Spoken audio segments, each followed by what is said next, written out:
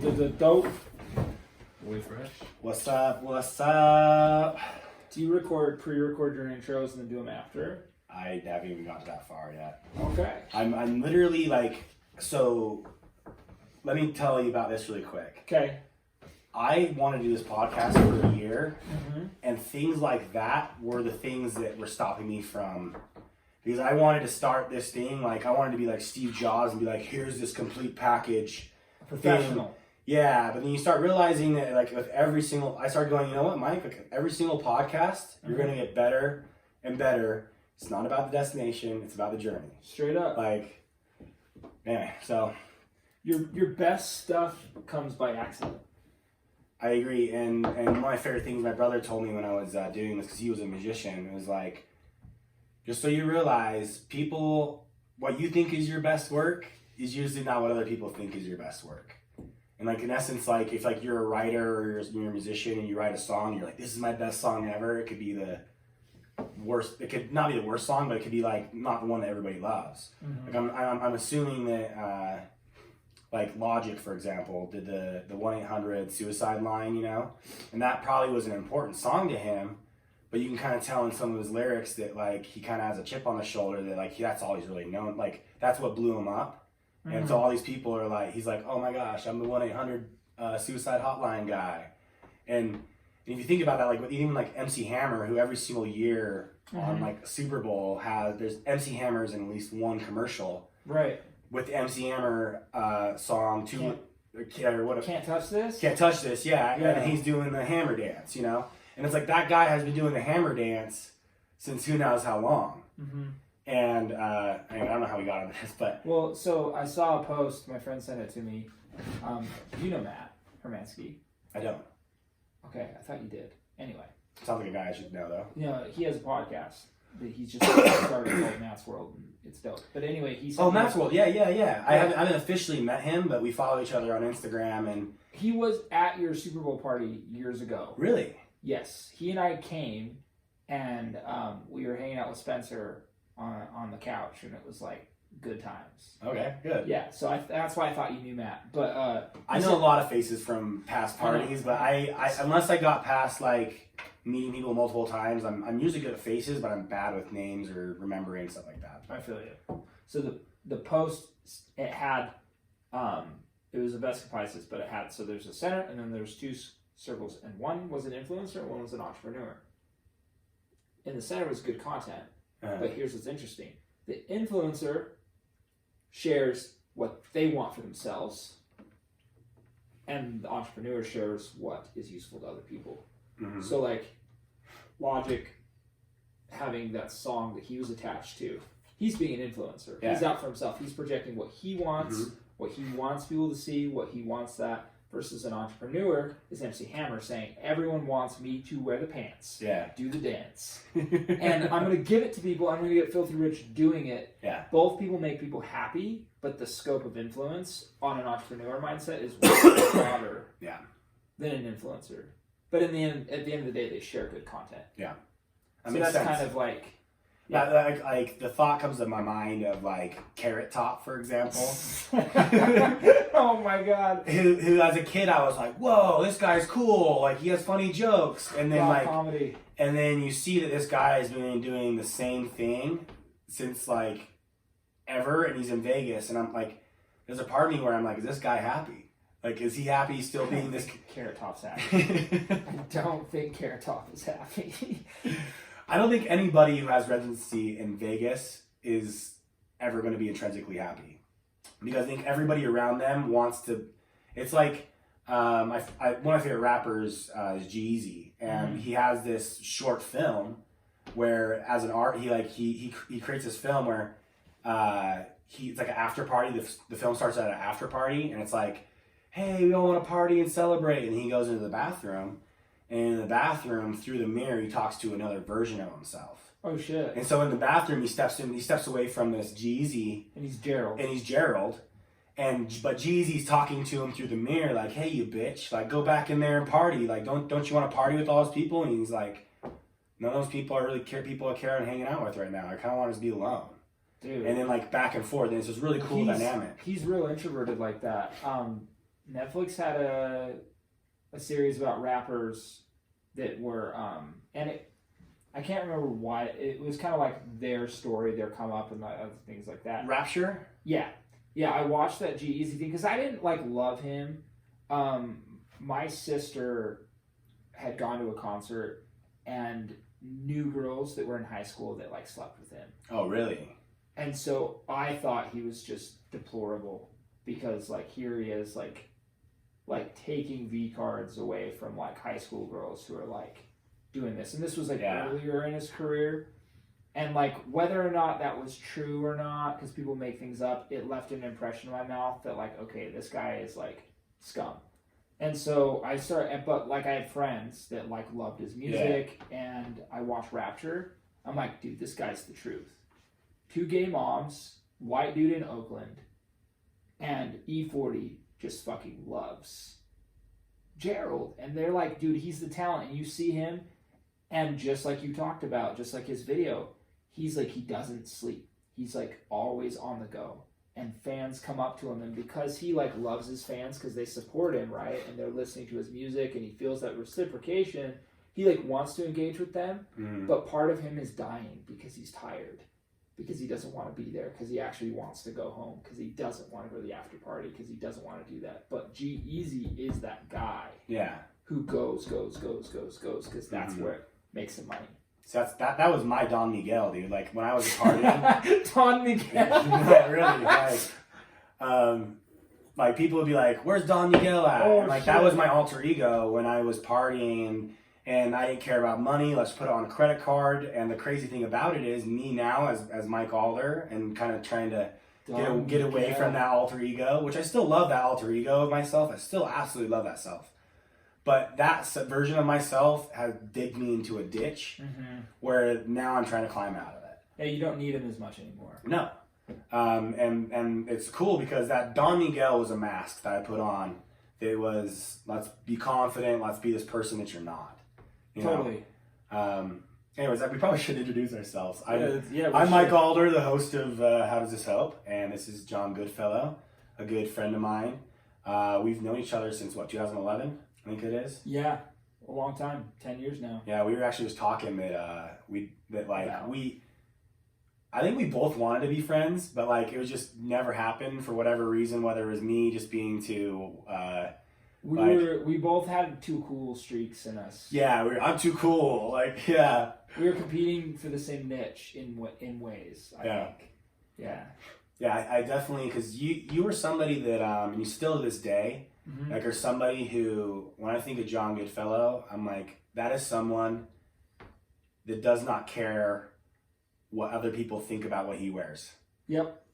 And the coolest thing about it is that you don't look like you're from Utah, for example. Dude.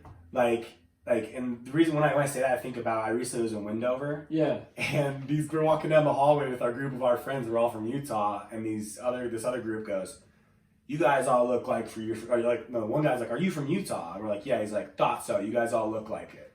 And then I'm looking down at my outfit, and I'm like, they said that? Yeah. And I was like, what does a Utah look like? And now I start realizing that there is this kind of cookie cutter Utah look, and maybe even to Phil. Especially, you can probably see it a little bit different at gambling and stuff like that. Yeah, it's true. Well, it's funny. When I was leaving the gym, because this is what I wore to work today. And I just put what I wore to work, when I'm leaving the gym. And this dude that sees me in the gym all the time, this Pauly guy, and he's from LA. And he's like, "Damn, bro." He's like, "I never seen you, you send it." And I was like, yeah. And I was like, and I was talking to my brother, because my brother works there, and he was kind of laughing, because I've just always been this way. And yeah, it's and it was such a genuine, he's like, "Bro, you dress like you're famous and shit." And I'm like, I felt so good. And it's just funny that that happened twice today. But I think my sister in high school, I used to be a flip-flops, cargo shorts, and t-shirt kind of a guy. Because I just prioritized comfort. I liked nice things, but I didn't really have a sense of cool. Yeah. And my sister read W and Vogue and all these magazines. One day she looks at me and she's like, "Why do you dress like that?" And she's two years younger than me, and I'm like, And you're thinking, like, who the fuck are you? Like, what is this? And I'm like, why do you say that? And she's like, you look like she didn't use the word basic, but like the equivalent of basic. And I was like, well, okay, I like what I'm wearing. You know, classic dude, like. And she's like, can you give me some water? Sorry. Dude. Think about this. Everywhere you go, how you dress is the first thing that people see. Mm-hmm. So why not dress in a way that expresses yourself, who you are, what you're about? And I shit you not, that was when it started. I was like, yo, I'm gonna dress how I feel. I'm gonna embrace weird. I'm gonna do different and just kind of be ballsy, because why not? I mean, if you have to wear clothes, if society says we can't run around naked, why not have fun? Yeah. You know? I agree. I think a lot of dudes go comfort. And it isn't until they are getting a relationship with a woman, it's like, change you need to dress doper. Like you can't go around wearing cargo shorts and cargo pants and flip flops all the time. You know, mine was actually my brother. Thanks, Rick.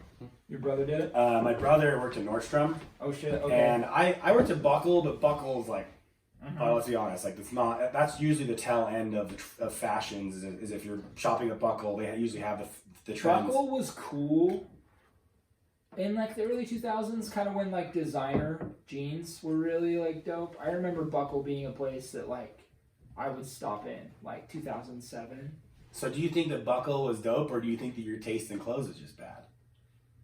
No, I think legitimately at that time. Okay. I worked there for 2 years, but I rarely wore their clothes just because I also was kind of pretentious because my brother worked at Nordstrom, so I'd be like, I'm wearing G-Star and you were about that. You were all about like the Euro look. Oh yeah. When I first met you, Still am to this this guy's day. sharp.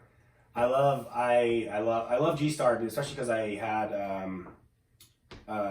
the lead designer from G-Star was here in Utah one time and was at Bastille down at Gateway. Oh shit, okay. And Bastille like sent out an email to all their like members that are customers, because they have everybody's email addresses, and saying, hey, if anybody wants to come do this, like we're gonna give you a free gift bag to show up and come listen to this guy.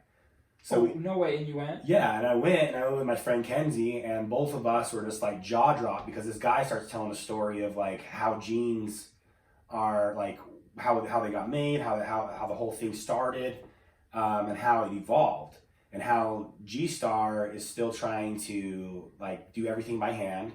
And when they look at like styles of jeans, they study miners and how like jeans originally were done. And if you look at most of like G-Star, at least for me, I'm pimping G-Star out right now, but I love their clothes because they like reinforce certain areas where they know you're gonna work it. Where like miners didn't buy new jeans when they wore a hole in their knee; they just put patches on their knees and stuff like that. But this guy, one thing I didn't that I won't forget. Yeah. That I won't forget is he was like, stop trying to make your clothes look new. It's like your clothes tell a story. They tell a history of who you are. Classic denim. Yeah, and as a Mormon, like we did grow up. We all ran around with our zippers all being rubbed off because we were all derfing. Yeah. I had so many pairs of pants that got ruined from like dry humping. Oh, true. Like the buttons could be literally like seen through the jeans. It was hilarious. I just think of the rashes that you would get down there. Oh my gosh. Just pain, dude. All to avoid guilt, but get a taste.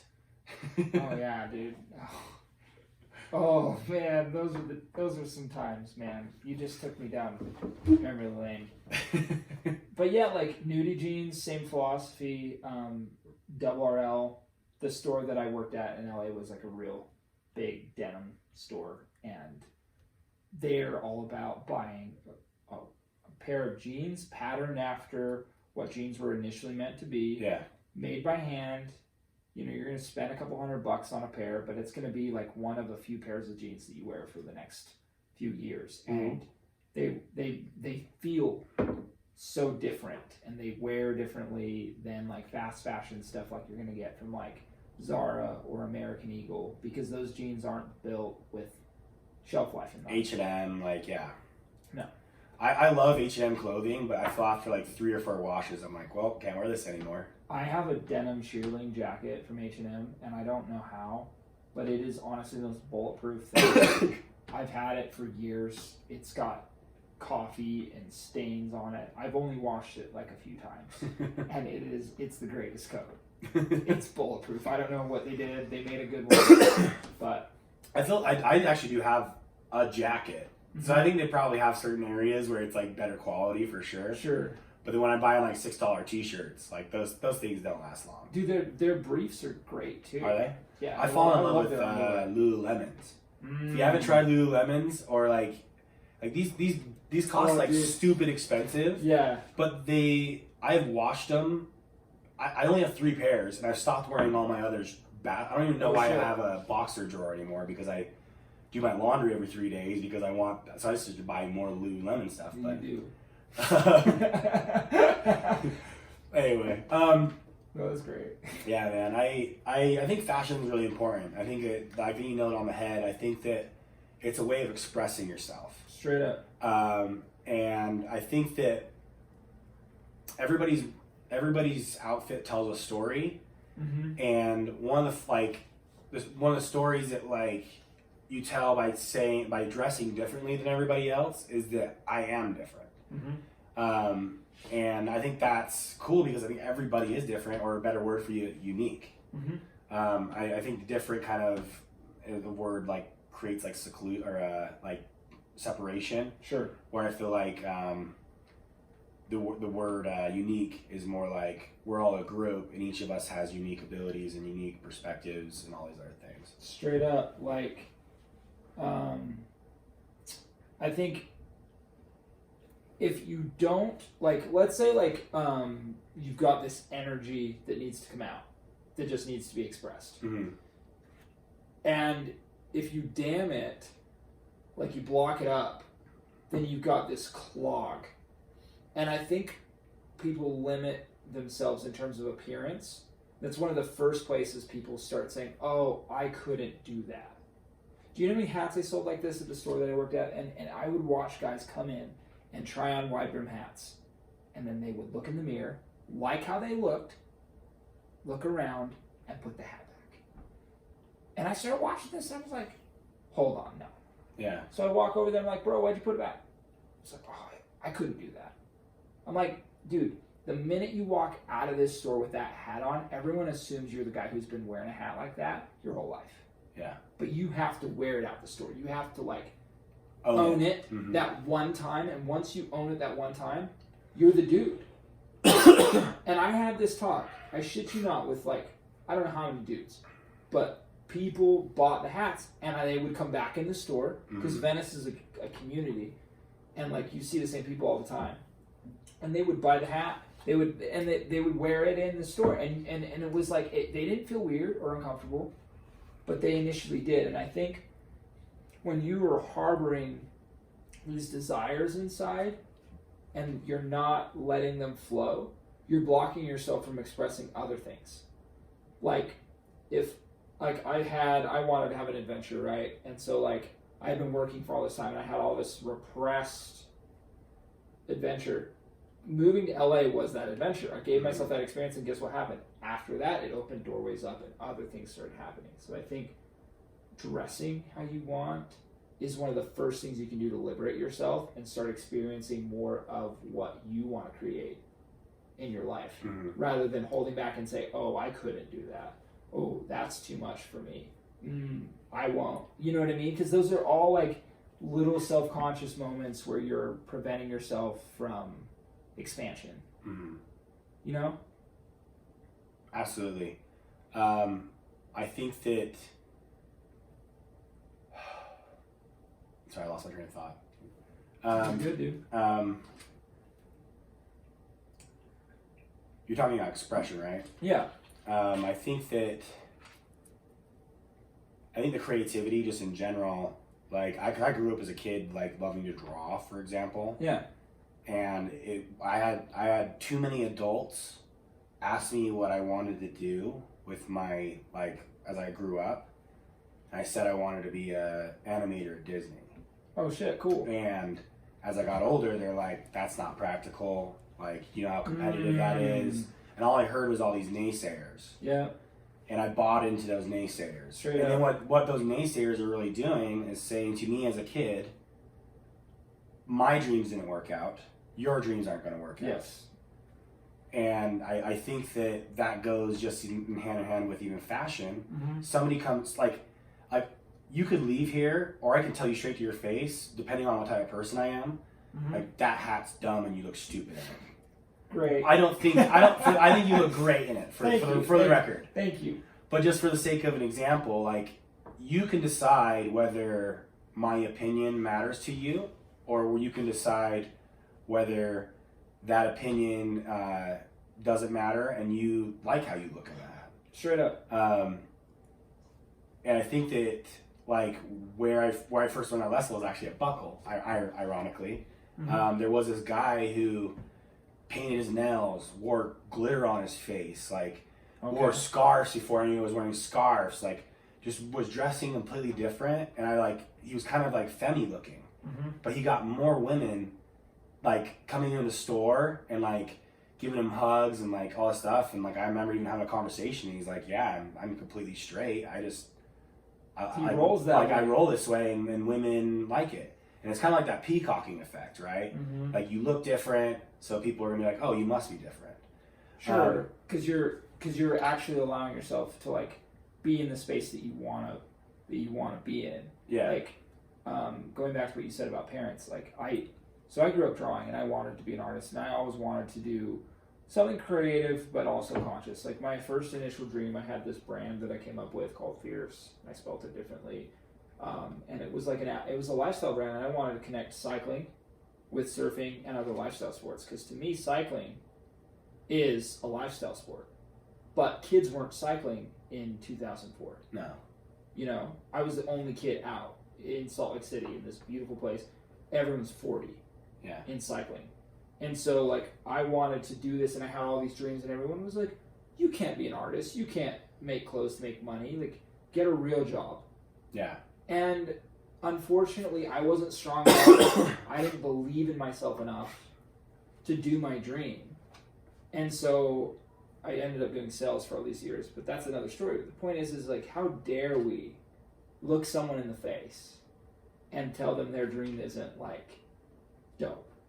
You know what I mean? Or, it's like, or practical. Or practical, or like... There was one point where someone's like, you see that moon up there? Yeah. I'm going there. And they're like, this idiot over here thinks he's going to the moon. Jimmy Stewart gave it to that woman. I'm going to give you the moon. Right? You know? Who's to say he didn't? Yeah. I mean, at the end of the day, like, it's whatever you're... I think the biggest thing that we're not focusing on, that we lose as a child, is imagination. Straight up. And wherever that imagination comes from, whether it's God or, like, who knows where that flow comes from. Like, it's I lost my thought. What was I saying? You were saying imagination. Oh, imagination. Yeah, like, as we get older, like, as a kid, I was running around, I was drawing, I was playing with toys, I was doing all these things, had all these ideas, and then people start telling you, get in line. Like, my parents, for the record, like, were awesome. Like, they weren't one of the ones that poo-pooed. It was usually it was usually like other adults that like were in my ward or just I interacted with, like, and we're just kind of like having elevator conversations to a kid. What do you want to be when you grow up? You know, and I think that we grew up in a wrong time and period where we were put into this system that told us, don't be imaginative, don't be creative, get in line and get a job and do what you're supposed to do. No. I think we were put in the right system. So think about it this way. You have a bunch of people that were, you know, millennial. You can say a lot of things about participation trophies, whatever. We grew up with more opportunity than anybody. Yeah. We had excellent extracurricular programs. We had all this other stuff.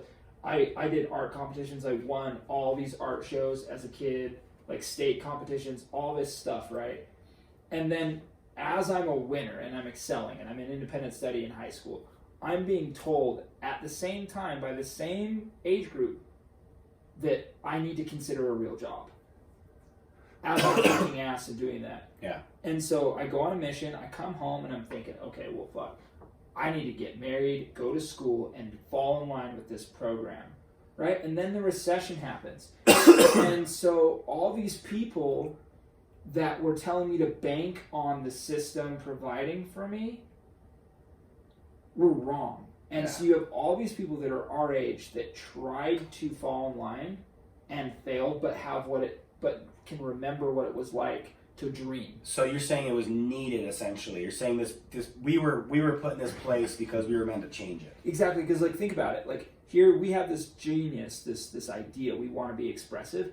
What if we had said fuck everything and been expressive? We would have beat the curve. Yeah.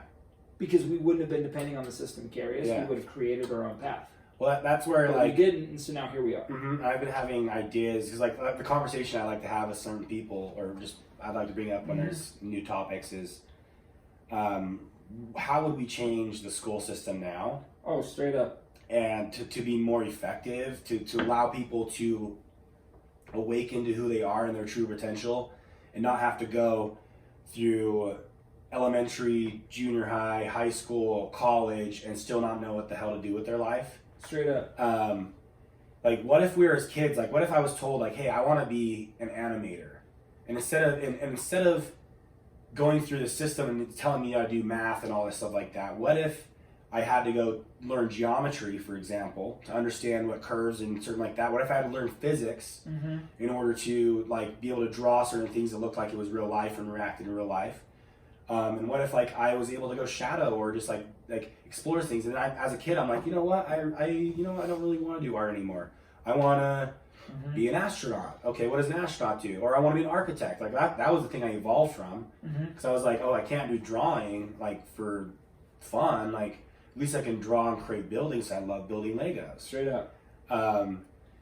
But then I started looking into architecture, and I was like, I don't really like the math and all that stuff that goes into architecture. We really are like the same person. Like I'm realizing this. I'm like, your interests are mine. No wonders like we initially were like, dude, this guy's in my niche. Get out of here. Yeah.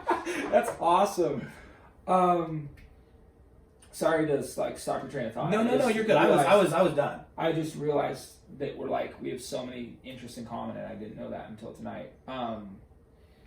Yeah, it's like we have all these great ideas, and we allowed society to tell us, no, you can't do that. Think smaller. Think safe. Think this. Yep. And so and in a weird way, we were steered away from that, and so now we tried this thing that doesn't work, and we're reinventing it.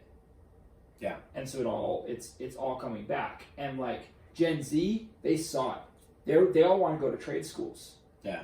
Like I'm reading all these articles where like people that are my brother's age, who's 10 years younger, they want to go to like auto mechanic school or like be a plumber or do all this stuff because they realize that like there's no promise of success with a college education. And we should educate doctors. We should educate, lawyers. We should educate these people that need like higher learning. But like, if you want to go and do something and like if you want to be an artist, you could go study under an artist and do that. There's this book that I think you'd like called The Awakened Ape, and it talks about the indigenous and how indigenous people raise, how their lives are versus ours. And in a tribe, like in most indigenous cultures, there's no what am I going to be when I grow up question. Everyone's got a house because everyone helps build and maintain each other's houses. Everyone eats. You go hunting and you don't get a kill, you still eat with everybody. If you're a woman, and depending on what the society is, like sometimes women are foragers, sometimes women are hunters, whatever. So let's say in this culture, women are they're foragers, men go out and hunt. If you are picking roots and you don't find any roots all day, you still eat with everybody else. But there's this great thing where if you have a habit or a hobby and you're a storyteller, you just get to be a storyteller in this community because no one's competing for a house, no one's competing for food, no one's doing that. There's no question of what you want to do. I love that, dude. And so you get to just pursue your passion. Like if you want to be the dopest basket maker, you can be the basket guy. Yeah. You could be the archer. You could be the best. You could be a chick and be the best archer in the village. Be better than all the men. And no one's asking you that question. There's no pressure.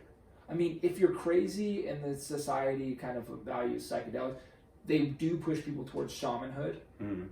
but that's like a calling. That's Yeah. like super cool. Yeah. But like, I think if we started to look at that, and we started to look at aptitude, and we were able to like follow our interests as children, and we had that freedom, who knows, dude, like what would be possible?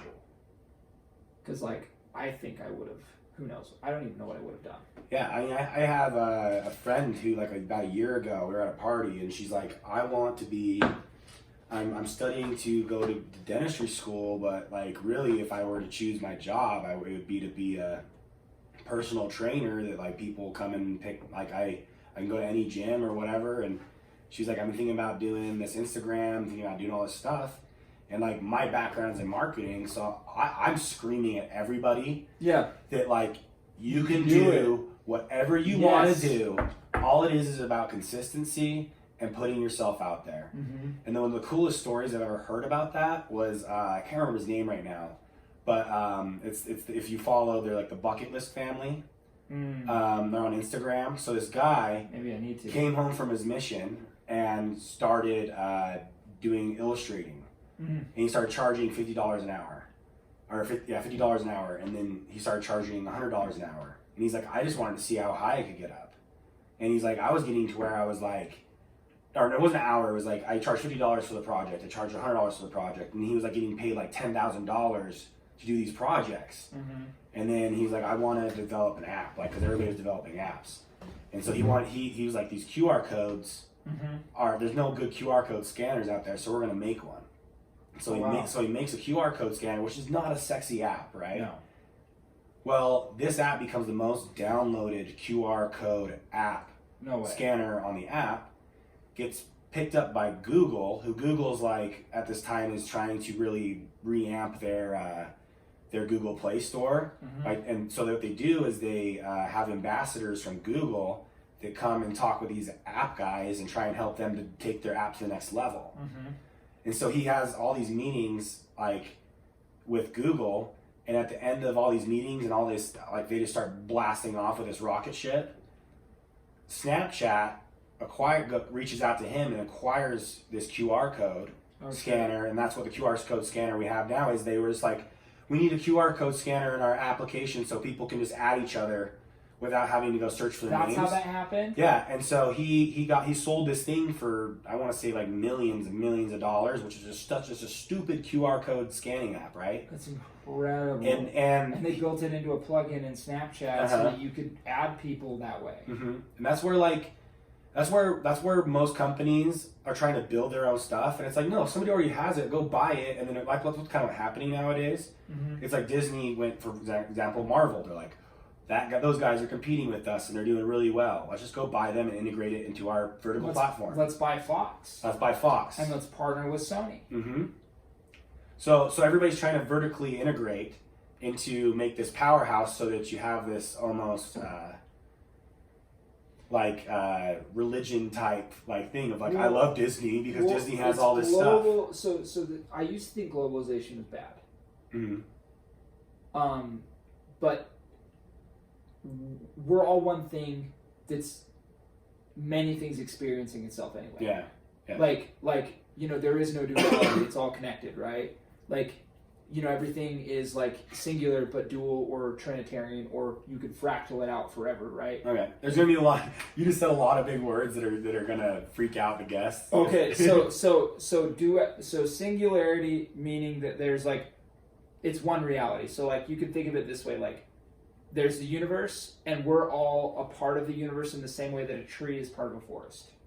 Yes, I love that. That's a perfect example. I got that from Alan Watts, but I'll take credit for it tonight. So we're part of the universe, right? Alan Watts, John Goodfellow, sliding in. So that's we're all part. But so we're all part. We're all these trees in this forest. So we're multiple things experiencing one thing, one reality. We're all part of it, yet we're all that. And you can break it down into different levels. Dual being two, like yin and yang, male and female, dark and light, good and bad, all of these opposites. And then you have Trinitarian stuff, like mind, body, soul, God, Christ, the Spirit.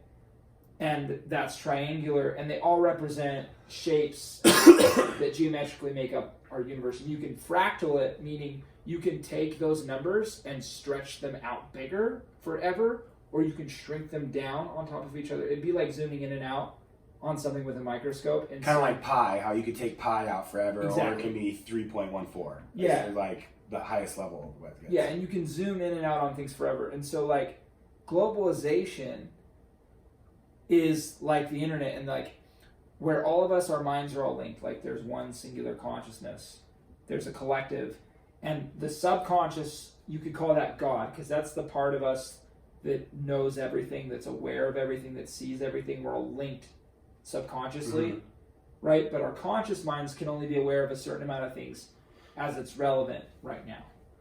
And so if you look at like globalization as us being plugged in through technology, through entertainment, to this one giant whole, we're now more aware of the God of everything than we ever have been before, because we now have an internet where I can get on my phone and I can Instagram something, and anyone on the world who wants to access my stuff can find me. And so we're now aware of each other in a physical way that describes how spiritually we're aware of each other. And so like with Disney and this globalized thing, like if you think about it, Marvel's still Marvel Studios. It's still Stan Lee's IP. Disney just owns it. So they just have more money than they had before. Yeah. Fox is still Fox, but it's owned by Marvel, by Disney. You know what I mean? And so you have these trees of expansion, but the autonomy is still there, just like your body. Your brain has its responsibilities.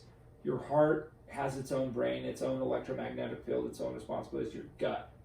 But we're not aware of that because we're just experiencing it. And those things, those three things are doing their own thing all the time. That's cool that you said those three things. I think it was your Instagram today where you had the brain is the part where like we think about scanning logical patterns. Yeah, and the heart is like more you probably know more than I do, but the heart's electromagnetic. It's feeling. So like and the gut's instinctual. Yeah. So your intuition but if you think about it, it makes a ton of sense. So your gut's like a massive energy center. That's like, and solar plexus energy is like if you're a man and you want to project yourself out there. That's so funny because I'm just now realizing that the whole like I've got this gut feeling. Yeah. Like yeah, there's a reason, and we've been saying this stuff, we've been saying these things, these words without realizing what they mean forever. And so the gut comes from like food. So like if you think about it, like when you're eating healthy, you feel good. When you don't eat healthy, you feel terrible. Yeah. Because your gut's telling you something is bad, it needs to change. Fasting is amazing because you empty yourself out and your gut can heal, and all of a sudden you feel really good. And I believe that when there's less stuff going on in your body, your consciousness can like be there more. And when I'm like in a deep fast, I can feel myself all the way down to my like sacrum, like all the way into my pelvic bowl, and I feel like my spirit has more room to be inside me. Oh. So like I never even thought about the idea of fasting for the sake of like letting your gut have a day to like rebuild itself. Like me and Regan were just talking about like alcoholism, how the liver actually every 30 days regrows itself. Yeah. And so if you're an alcoholic and you're just always drinking every single day, you never let that liver regrow. That's when you start getting liver cancer and liver failure. So intermittent fasting, a lot of people, there's a lot of misnomers about it. The other day at the office, the place I work, they were saying some stuff that's just like, no, that's not accurate. But what kills cancer. What actually does, because so your cells, when your DNA has like a resonance frequency or like a code that it's supposed to be good, and when the body's healthy, when a cell is created that doesn't fit the code, the antibodies kill it. But when a body is pushed past its maximum of homeostasis for too long, the code starts replicating incorrectly, and then you have cancer. And so when you fast, you're giving your body time to stop processing food, because when it's processing food, it doesn't get to repair itself. Just like you got to recover after you work out, your digestive system needs a break. Yeah. And so HGH happens, and the human growth hormone kicks in, and it starts regenerating all of your organs. And so your ability to process food and like use the nutrients actually increases, and that's why people lose a lot of weight when they start intermittent fasting. Not only because they're restricting how much they eat or how often, but it has more to do with the body's more receptive to the food. And then if you think about it from a spiritual component, you are going without food so that you can feel yourself more. You can fill yourself, your body with yourself more. You feel almost more grounded. Exactly. And so, then there's the willpower of saying, I don't need this in exchange for something better. Yeah, the sacrifice. Exactly. And so you're getting all of this crazy stuff. I did intermittent fasting for like 2 years. I haven't done fasting since I left Mormonism, dude. And like, dude, hearing about it now, like I kind of still poo-pooed it just because I was like, I don't want to do fasting. But it was more that like, I just had this chip on my shoulder about anything Mormonism, and so if there was any tip of the iceberg that was like this lead me back to Mormonism, I don't want it. Dude, you could reclaim it though, because like no, I have reclaimed it, like and it's actually Oprah that helped me reclaim it. You've been so on the Oprah train. I love it. Well, I found my girlfriend was like, I listened to this podcast with Oprah, and like I was like, whatever. I've never needed Oprah in my past, and I don't need her now. And boy, was I wrong, because like this, it's a New Earth with Eckhart Tolle, and he's the guy who also wrote like The Power of Now. Yeah. He talks about exactly what you're talking about, that we are all God who have come down to experience being John Goodfellow, and I have God that's come down to experience being Mike Alder. Mm-hmm. And when I die and leave this body, that I go back and rejoin the energy of God, and maybe I come back down as a different experience, you know? Mm-hmm. And that doesn't mean just people, it means trees, it means flowers, it means everything that's living. Mm-hmm. But where the first episode of this podcast, there's only 10 episodes because they're just doing an episode per chapter, and it's Oprah just questioning Eckhart about the book, and then they have a couple callers that call in every so often. Oh, that's cool. It's a really cool, I like it too because they're only like hour-long episodes, so like you can get it in pretty good, pretty easy without taking out your whole day. Like a Joe Rogan podcast sometimes like 3 hours, right? Yeah, it's... well, some of them are worth 3 hours. No, like get that cool popcorn out because this is an interesting 3 hours, but... Dude, the Eddie Bravo episodes are like, they're just so fun. Oh, dude, when they brought on Eddie Bravo with Alex Jones. Oh. When Joe was like, hold on, Alex, stop. Okay, 5 minutes ago you said this. Yeah. I want to talk about that. Yeah. And Alex just goes a million miles an hour. Oh, dude, I laughed so hard. Yeah. So like the, I was talking about the length of times. Mm-hmm. Shoot, what was it talking? Regan, what was I saying? Do you know what I'm saying? Anybody know what I'm saying? The podcast takes out like a chunk of your day. But it's worth it sometimes. Oh, no, good. I was talking about Eckhart Tolle and the Oprah and stuff like that. Power Now, yeah. So Oprah, I was talking about why I have less of a chip on my shoulder about the LDS Church. Is Oprah they had a caller call in and was like, I'm a devout Baptist. This book kind of goes against what like Baptists and Christians believe. Sure. And how can I believe in this and still be a devout Baptist? And Oprah kind of responded by being like, if you are in a religion that's like closed-minded, like that's not the right place to be. Because like it's okay if you want to believe in Christianity or if you want to be Muslim or whatever religion you believe in. She's like, I believe that all religions lead to God, and going towards God is the best. Yeah. And so I kind of got a chip off because that's where like I really had a hard time. Was I left a lot of friends. I stopped hanging out with a lot of people because there was a part of me that was so sounds like an awakening, so dramatic. Yeah, man. That I wanted to tell everybody that like you're in a cult, like, and I've been that person that like has had people tell me that, and I didn't want to believe them. Yeah, and I wanted to say no, this isn't. I don't only want to be around you. And so I just started removing myself from friends and all these other things. But now I have a less chip on my shoulder because now I'm just like, you know what? That's just that Mormonism is how somebody becomes more spiritual and going towards God. Just because it didn't work for me doesn't mean it doesn't work for somebody else. Yeah, totally. Just as long as someone doesn't buy into, I think where it starts becoming more of a cult in any religion is when they're saying we have all the answers, you don't need to look elsewhere. And that's where the closed box is.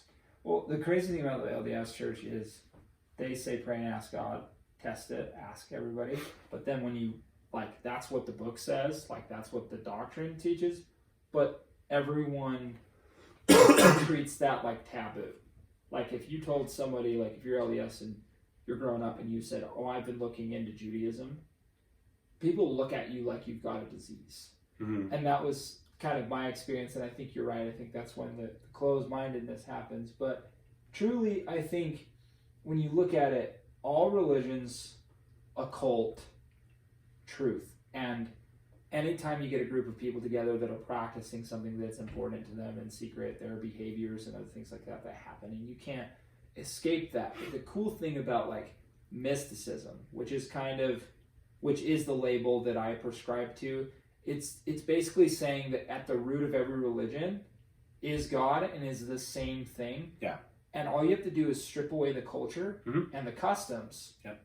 And look at the central nugget, and you're gonna find Even all the lingo, the stories, like it's all transformation. it's all the same story. Yeah, like Joseph Campbell, The Hero's Journey. Are you familiar? The Hero's Journey, I'm not familiar with that, but I studied The Hero's Journey as far as like film and story writing. Okay, so Joseph Campbell came up with that idea. He researched like every culture, and he said it's all rites of passage. It's all teaching transformations of consciousness. Like the knight goes into the cave to slay the dragon, to save the princess, or get treasure. He goes into a dark, scary place, something that is unknown, and he overcomes something, and he comes back with something better. And then you look at the death of Jesus and the resurrection of Jesus. He's going into death willingly, and he's coming back saying there's life. Yeah. Buddha, he had 3 temptations. Christ had 3 temptations. Buddha went to the wilderness for 40 days and 40 nights. And you sort of look and you stack all these things, and you realize we're communicating the same concepts and ideas, just in different time periods, in different cultures, in different customs. And so you look at like that and you say, okay, I think it's great that people have this frame that they can acquaint themselves with spirituality, with God. But there comes a point in a time when you expand and you say, maybe there's a bigger worldview than this. And I think that's what happened with me with like Mormonism, is like I was looking at it like it was the one and only thing. Same. But then on my mission, I was encountering God in people who practice differently. And I was like, okay, there's something to it. So the church believes it has the one and only, but like I don't buy that. Yeah. And that seed kind of grew, and I started to realize, like, when you look at the LDS Church, like there's a high connection between aliens, extraterrestrial, Native American, all this other stuff is going on subculturally within. Like you look at like the whole Kolob thing, and it's like, okay, God actually lives on a distant planet, and he created this place for us so that we can make it, and then we eventually become like that, Yeah. and we have our own planet, and then we create our own universe. That sounds yeah. like a species. That sounds like, and then you look at Anunnaki. I don't know what Anarchy is. Oh, so Sumeria. So like ancient Sumeria is basically a story that people came from another planet, and they came to mine gold, and they created human beings here to mine the gold for them. And then one of the Enki, one of the creators, the geneticist, who is like, they're intelligent like us, they should be set free. And then they left the garden and then went off to live their own life. And so it's like the same creation story, just a little bit different. The Hopi Indians believe that we came from Venus on a metal bird that landed in the desert and became the rock that is now Shiprock. Mm-hmm. And they came up from out of the ground after there was a giant ice age calamity. And the ant people took care of them. So like you start looking at these all cultures. It sounds wild. Like I'm sure like there's probably someone right now that's like ant people. But like But this is here's what's crazy about 1,000-year tradition. Like, have you ever? I'm not saying I don't believe you. Yeah. Have you paid attention at all to like the who's the hacker group? Regan, I think you know them. Anonymous. Yeah. So they'll hack in and like release these secret government documents and stuff, and like it's a question of whether it's all true or only part of it's true. Mm-hmm. But like there's like, for example, I think that WikiLeaks, right? WikiLeaks, Julian Assange. Yeah, that's real Or are you shit. talking Yeah. about anonymous? No, I'm talking about anonymous. Oh, okay.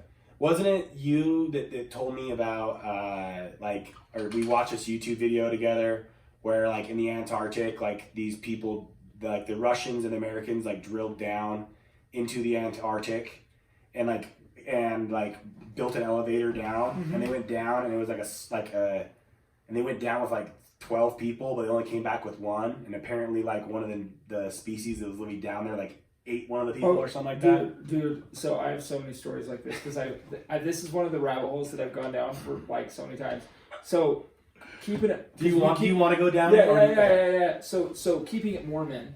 So when Brigham Young was headed south from Salt Lake City to set up St. George, they went to this. They were setting up camp, and there were these caves, and they started investigating these caves. And this is, you can like look this up. You can Like there are journals and stuff.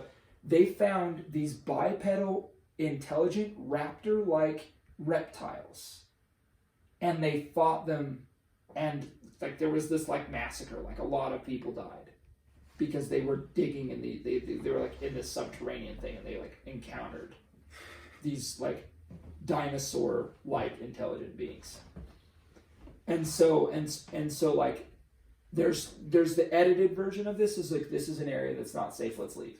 Yeah. Right, but like you have that going on, and then there's a guy, I can't remember his name. My friend showed me these videos a long time ago, but he went on the record. He used to work for, similar to Bob Lazar, same places, New Mexico, Arizona, Nevada, same spots, and he had taken, like Bob Lazar had the hyperdrive stuff. Yeah. This guy had sample metals that came from space. And he was saying that the SR-71 Blackbird and all these other planes were reverse engineered from alien tech, and he was doing all of these like different things. And he points to his hand. And he's like, "Look, I was in a base. You go down an elevator, and then there's a system of railways that connect basically every major military base in the country. And Denver is the hub, and it's a light rail, and you can get there quickly. And these tunnels are like deep underground."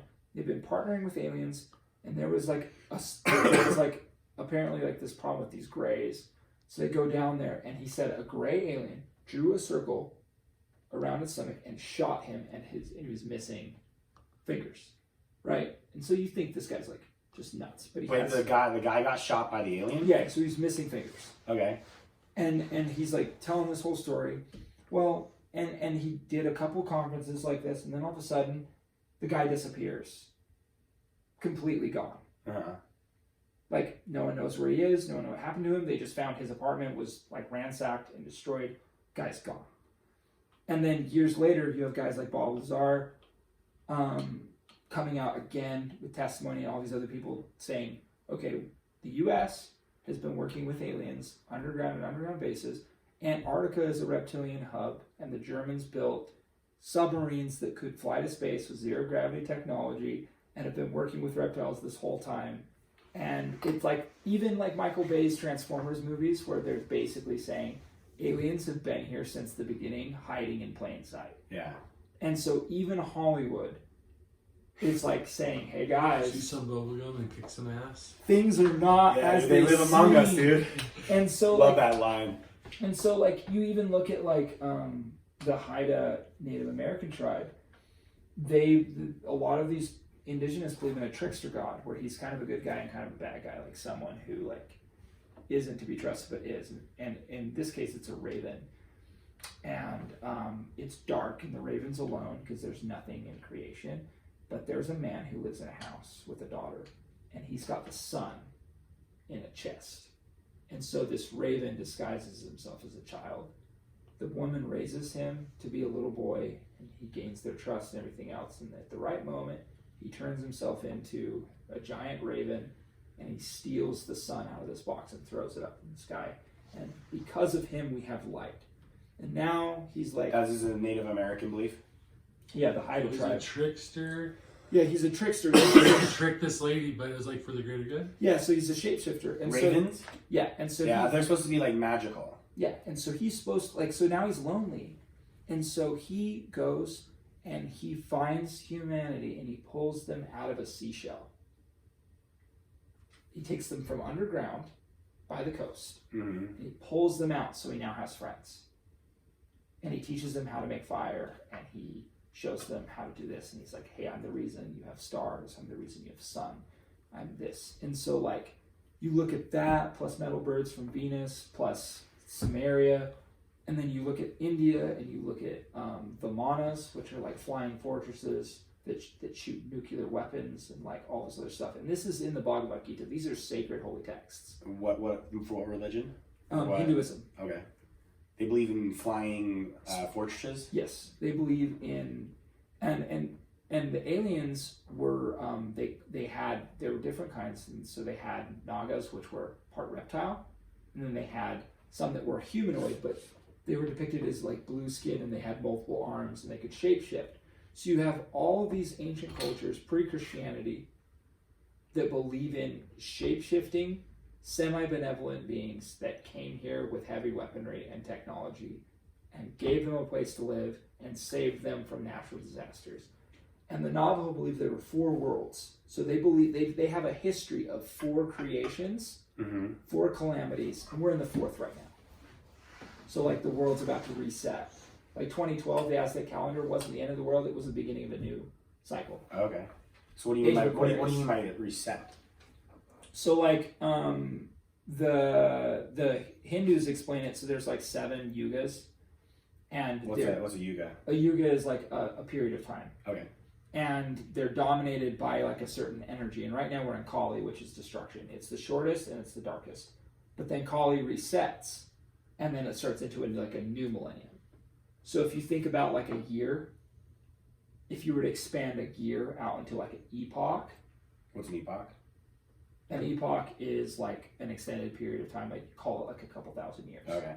So like from like Christ to now was like the age of Pisces. Okay. And so now we're in the age of Aquarius, and so it's like a new age. It's like a reset. Yeah, I think. Sorry if that was like No, you're good. It was a lot. It was a lot. I get in. I'm sure there'll probably be questions.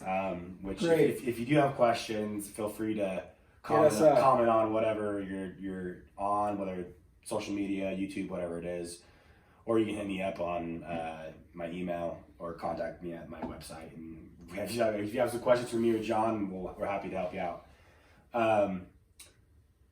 Shoot, man, that was a lot. Yeah, what stood out? We'll just poke at the stuff that's interesting to you. Well, I think it's all very interesting, and I think it just goes to, like, first of all, it seems like you've done a lot of research and all these things. Like I know I haven't done any research into any other like religious or sacred things because I haven't done enough shadow work with like my LDS past. I feel like I needed to do that before I go and look at other stuff and accept that I had that life. But I think it's very cool because the Trickster, it's really interesting because I'm a believer that I have the ability to connect my brain to other things like a psychic. And I didn't know it until just barely. And one of my best examples is actually Regan was there. Me, Regan, and Dave Glauser all went up. Good crew. On a snowshoeing trip up to a yurt, and we got to the parking lot like right as the sun went down. Okay. And we decided to take this path, which later on we found out was a snowmobile path, not the like cross country skiing or snowshoeing path. We had wrong GPS coordinates. We had wrong GPS coordinates. Sounds like a bushwhack. Dude, we get into the middle hiking for how long did we hike? Gosh. So 3 a.m. and it was like it was like 8 hours. 8 hours of 8 hours of hiking. High stepping in like 4 feet of snow. Oh shit, dude! We got to the GPS coordinates. There's 2 things I want to say from this. I feel like I gotta tell the story and then go back to the Raven thing. Sure. We got to we're like 100 feet, we're like a half a mile away, and like it keeps on getting closer and closer, and like as soon as we get to where it's like supposed to be like 200 feet away, I'm like, we should be seeing it now. Yeah. And we get to the GPS like 100 feet, 0 feet, no yurt is there. And I'm at a point in my life where I'm like, I didn't really believe that I had the ability to pray because I didn't think I was a righteous person. Sure. Imposter syndrome. So I actually tell Regan and Dave, I'm like, we're in the middle of the Uintas. It is like 3:00 in the morning. We don't know we don't know if the GPS can get us back to our car. We're not on a path. Mm-hmm. Like, we could be stuck up here until sunrise. Like, and so I was like, someone needs to pray. So I pray, and I open my eyes, and I see, this is a side tangent story, but further in, but I'll jump back. But yeah, I'm following. I open my eyes, Mm-hmm. and I see an orb, like a light orb, in the distance. Dude. And I'm like, maybe the yurt has a light on the outside of it. So we start walking that way, and as we're walking in the direction where the light was, I noticed the light's not over there anymore, and now it's like, if we were heading towards 12 o'clock, it's now like 2 o'clock. Terrifying, dude. And me and Regan, like, we're all walking to it, and Dave's this guy that kind of likes to go into adventure and danger, and I'm not like that. I don't like taking risks. I know, especially when that's you're why I laughed when you said who was there, because that's so Dave. I know, right? Oh, I love the guy. He's pushed me into so many uncomfortable situations, and that's helped me grow. But here's the crazy thing about it is we're walking towards it, and I'm getting sick, like physically sick, and to the point where I'm like almost wanting to like dry heave. And I'm like, does anybody else feel in this way? And Dave and Regan's like, yeah, I don't feel good. Like, the closer we get, intuition is going off. Yeah. Dave talks to us and says, hey, like, we're in the middle of nowhere. If this is really this, like, let's just go check it out. And as we keep on walking towards it, I'm like, I know we're desperate right now for like shelter, and so we can eat food and be warm and get some sleep because we've been doing high knees for 8 hours. And Regan's diabetic, who's like at one point like is like stumbling around because he hasn't had enough sugar. Shit. Like, it was it was one of those things, dude. No. I thought I was either gonna two things. I was gonna die or get rescued by a helicopter. Oh, I thought we also like found like what looked like bear tracks at one point. Yeah. We were kind of scared. Shit. But anyway, so regardless of, I don't know what that orb was. We always joke like, maybe it was a yurt full of like sorority girls all in lingerie doing pillow fights, and we all would have not been. But you had to say that to ourselves so we weren't scared. So we were dealing with. Yeah, but like, I don't know what that was to this day. All I know is how I felt, and how I felt was like, Michael, is like fire alarms are going off. Do not go towards this. Yeah. The cool thing about it is not cool. So the whole Raven thing might bring this all up. Yeah. Well, we ended up finding a yurt.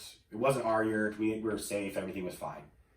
At the very beginning, we're walking, and there's a post right by the snowmobile thing, and there's a raven sitting on top of it going, "Caw, caw." Whoa. And me, I straight up tell Dave and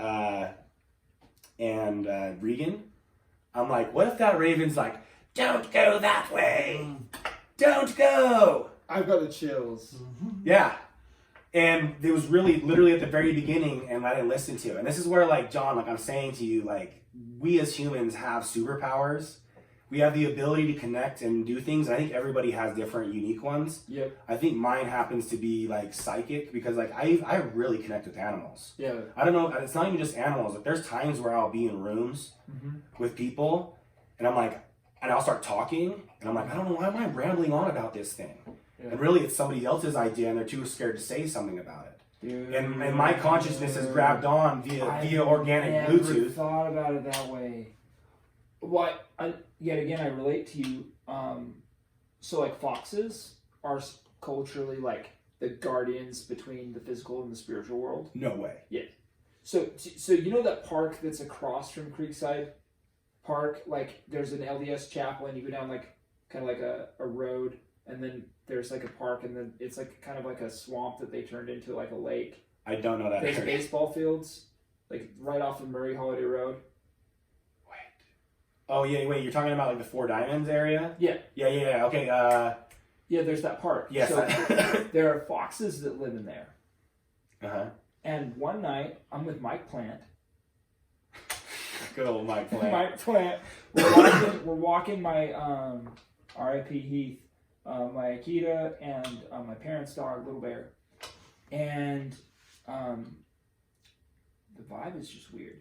And like I'd had experiences there where some weird stuff has gone down. There are some people that have like been messing with some darker stuff. I had a friend who hung himself on one of the light poles there, dude. Yeah. At like 19. Yes, there's some dark stuff has happened there. And so Mike and I are walking around and we're like thinking about going into the park. And this fox runs out, is looking at us, and is barking. And Heath is quiet, Little Bear's quiet, this fox is just barking. And the darkness around the park was darker than normal dark. So you're at nighttime then? Yes. It was just creepy. And I'm like, I look at Mike, I'm like, homie, we're not going in there. So we went around to Holiday Lions, and I'm not kidding, we could not get far enough from those trees. It was like the darkness was like a black hole, and it was just pulling everything in, and I swear to you, that fox, because I heard in my head, like, stay away. Like, that's what was communicated to me by that animal. So you're walking to an area, and the fox shows up and darts out. But then here's the wild thing. We were going to come back. Were you walking to the backside of the pond? No, so we were walking. So my parents' house, like the neighborhood, is on the other side of the baseball fields. So we cut through a neighbor's backyard and go through. Okay. And that's the way I used to work at Murray Parks and Rec, so I guess you used to mow that lawn. Yeah, so anyway, so yeah, we had cut through and we were walking. We're going right towards the park, like where the swing sets and everything is. Is it Willow Pond? Is what that? Yeah. And the fox had darted out on this big lawn right in front of the swing sets. Okay. Like underneath this floodlight, it's there, barking. So I'm like, what do you think it was protecting you from? Some potentially bad stuff was going on in there, like energetically or something. It just felt rotten. The energy just felt rotten. It felt scary. So we go out and around, and I'm thinking, okay, we're on the way back. We've been at Holiday Lions. We walked the ring a couple times. Let's walk back. And so we start going back towards the old folks' home to cut through to go to the park. The fox came out again. Same fox? Same fox comes out barking at us. And Mike and I look at each other and we're just like, let's get out of here. So we walked around and we went down Murray Holiday Road the whole way back. We didn't even go back in the park because and both Mike and I will say that fox was trying to protect us from something that was going on, whether it was like evil spirit kind of stuff or whether like something bad was going on in there. It was real. Like, I definitely get stuff from animals. Like, they'll look at me and I'll hear words and they're not my internal dialogue. Mm-hmm. And I started and I used to think I was making it up, but then I started paying attention and it got really consistent. And now I'm convinced that if you listen, everything talks. Yeah, I completely agree with you. And this is where I love movies, dude. Yeah. Movies are my jam. Yeah. Because they have hidden messages. Every single movie does. If you have a movie and you don't know what the message is, you're not looking for it right. Straight up. Pokemon Detective Pikachu came out. Have you seen that? No, I haven't seen it yet. Amazing. If you liked Pokemon, it's awesome. It's like your my childhood, being like, yes. That was my shit growing up. So yeah. So, but there's a part in it where Detective Pikachu can actually talk to this guy. And all Pokemon can't talk, but for some reason this guy and the Detective Pikachu I remember the talk. trailer. Yeah. And so the guy's asking, he's like, hey, can all you guys talk? He's like, yeah, you guys just don't listen to us. And he essentially says, we don't communicate through vocal, we communicate through, more emotional, pathway channel. And so it's So they're teaching how it works. Yeah, I people in Hollywood have to be doing drugs. And, when I say drugs, I'm thinking mushrooms and all these other psychedelics and stuff like that. The writers, everybody's having to do something. And I think that everybody is a Dr. Seuss, whether they're trying to be a Dr. Seuss or not. And my best example is of how our stories impact a medium is Kid Cudi. Yeah. Kid Cudi was one of my favorite rap artists growing up, who has later on come out and said that he was wildly depressed and addicted to multiple things, and even one point think like 3 or 4 years ago on Facebook, wrote this really long Yeah, I remember that. speech. It like brought me to tears. And I recently kind of was like, oh, I want to listen to Kid Cudi again. And as I'm listening to Kid Cudi, not the lyrics, everything is all depression. Mm-hmm. Like, and I even found myself as a person starting to become more pulling back, like, and being more depressed. Day and Like, night. My days, Yeah. the days that I was like, oh, I'm gonna listen to Kid Cudi. My days I listened to Kid Cudi, like, it was harder to be focused. I was more sad, like all these things. And so it's like goes back to like, what content are you consuming and what messages are they? Dude, I did an Instagram story about that very same thing. It was either yesterday or today, but like what are you entertaining? Like sonically, what kind of music are you absorbing? Like what media are you watching? What are you thinking about? What conversations are you having? Because like sound has form. Yeah. And when you say things, you're speaking it into existence. And so like if you're like, I was going to write this big long thing about it on Instagram, but I the words didn't gel. But essentially, I was reflecting on the fact that I used to talk about dating in a toxic way. I used to talk about my work in a toxic way. I used to bitch about everything. And guess Same. what? My life sucked. Yeah, same. And now I try and keep everything like on a positive note.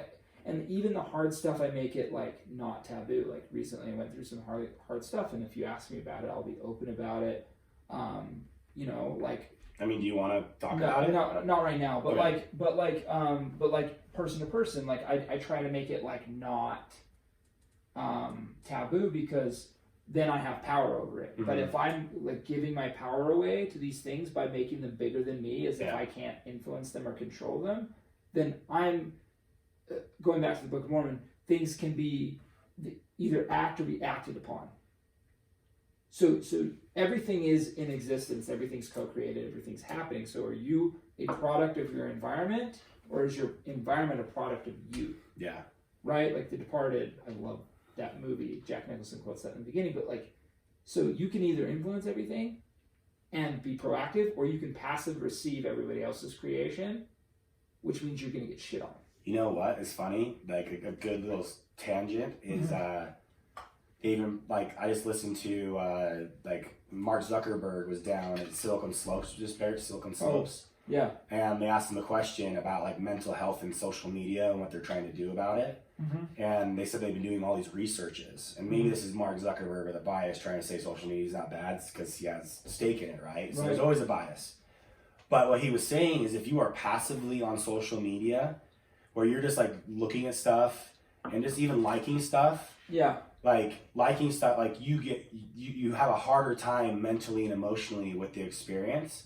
Where if you're doing what you were saying earlier, reaching out to somebody across the globe and interacting and having these conversations and stuff, social media is actually very healthy, is what he's saying.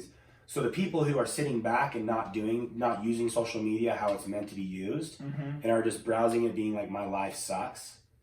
Like, it's a hyperbole because like as within so without. So like if you're not living your life in a proactive way, if you're not like putting your dreams out there, if you're not working towards something, if you don't have a purpose, if you're not mission driven, then the law of negative space means things that other people have created will passively fill your field.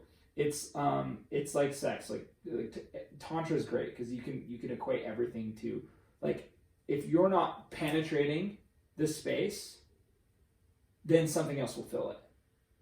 And if it's in front of you, if the space that's in front of you is filled by somebody else's creation, then it's not yours. You don't get it. Yeah. You don't get to own it. So if you're not mission driven, if you're not thinking about what you want and moving towards that by like having a conversation or writing content or like doing a cleanse, like I don't believe in fasting from social media because I think that like that's total abstinence isn't controlling sex, because what does that do? Abstinence teaches people to rebel and just be irresponsible. Yeah, and you shame yourself when you decide to go into it. Yeah. You know? But if you educate on what sex is and you say, look, sex can be beautiful, but you have to wield it properly. Yeah. Then you say, okay, I'm going to be selective about what I post on Instagram. Mm-hmm. And I turned my feed into a thirst trap where it was all clothes, cars, and women I couldn't have. Mm-hmm.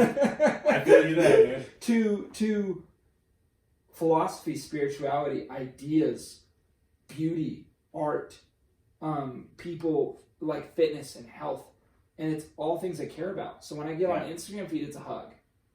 You know, it's a bunch of people, and like, you know, I have like some really loyal followers that like talk to me, and like they're people that I've never met in the flesh, but are like real people, like they're my tribe. You know what I mean? No, that's awesome.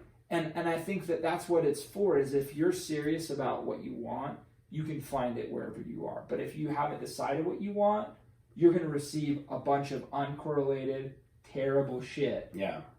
And you're going to say, oh, my life sucks. I have no control over it. And it's because you don't. Yeah, I think it all comes back to intention. Like, what is your intention? Like, are you wanting to entertain yourself on social media? Are you wanting to look for drama on social media? Are you looking to better yourself on social media? Are you looking to lift up others? Yeah. I mean, I know that there was a period of time, like, especially like around like the Trump election, being a white dude and having an opinion was like you. It was real. You got attacked, and so I actually cowered and I stopped voicing my opinion and stopped saying things, and these other people start getting louder and louder, and I just go, I don't have an opinion and I don't want to say it because everybody hates my opinion. And the reality is like I was ignorant to a lot of things, and like growing in like last 2 years, I've just been exploring so much of what life has to offer. Dude, that period of time fundamentally changed my life. I remember, I'll never forget this, because I used to be conservative, and that's a whole other thing. But like someone straight up told me, "You had your time." They wrote that in a comment on Facebook, like. As a white Christian conservative guy, you had your time.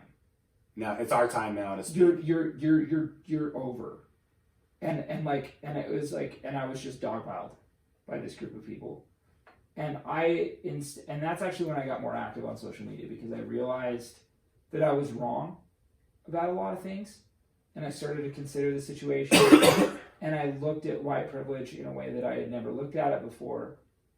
And I don't know how this analogy came to me, but I've never been to Japan, but Japan's 98% Japanese. 98% of the people that live in Japan. So imagine moving to Japan right now, as you are. You could not do anything without being noticed as being different. You don't even go to Japan, dude. Go to Hawaii. Yeah, go to Hawaii. They're like, go back to the mainland, and like even if you have a tan, like you dress different than what the locals dress. You have a different vibe than what the locals do. Like I have a buddy who's lived out, and he's lived out for years. Yeah. And when I went out there to visit him, we were going to these fruit stands. He's like, stay in the car, like because if they see you, they're gonna be like, he has money, he's on the mainland, and let's just charge him more. Where he went and bought all this delicious fruit at almost like nothing because he looks the part of being local. Yeah, because you're not a tourist. But so imagine being a minority in the United States, and that's what it's going to feel like. Yeah, it's like being a white person in Japan. The whole time. And then I'll never forget this. I read a post where someone, like a person of color, said like something like I love it when white people say I don't see color. And I used to say that. Yeah. And I'm sitting there thinking, oh my gosh. And then she went on to say something to the effect of like, of course you're going to see and notice the differences, but let's celebrate those differences and see them as strengths and something that we can all learn from and grow from, because like no one wants to be like treated exactly the same. What we really want is the space to be ourselves. Mm-hmm. And unfortunately it took a lot of bashing on the internet, and people have opinions about Donald Trump, but I remember waking up thinking, holy shit, Donald Trump's our president. Like, how is this real? Yeah. Right? It took. I think everybody did. Like even the people that they were voting for Donald Trump were like, how did this happen? Because like, going from Obama to like it was like, oh, let's get a woman in the presidency now. Yeah. I think Joe Rogan says it best though. Like let anybody be president, because I don't think anybody's going to be good at being president. No, his bit on that is incredible. He's like, it's a stupid job, people. Yeah. Well, he's like, let women do it. Like men can't do it, so let's let women do it. Like and prove that the job is just dumb. Yeah. Like, and it is next level. Before we get off, I do think it would be good to, I guess, actually, I don't know. I don't know, Phil. I'm trying to figure out how Regan, what time is it right now? It is 22:37. Oh, he's on military. Well, what's that? 10:37. Okay, so we've been going for a bit. We got like probably an hour and a half into us. Cool. There is one thing though. Is there anything else you wanted to say? Yeah, something that, and it kept coming up. I was gonna drop it, but it once.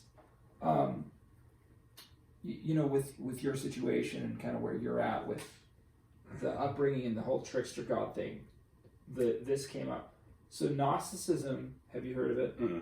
Really interesting. So the Gnostics, there's a group of scriptures called the Gnostic texts. It's the Gospel of Thomas. So Thomas was the apostle who doubted. He actually apparently had to put his hand in Christ's side where the wound was because he didn't believe. So the Gnostic texts say that there's this thing called the demiurge, and it's a false god that's tricked us into thinking it's God. And behind the demiurge, behind the illusion, is the truth.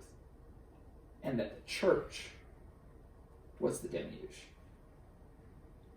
And that God is actually behind that. And so the devil has positioned himself as the truth, as the church, and has promised a bunch of stuff that he can't cash.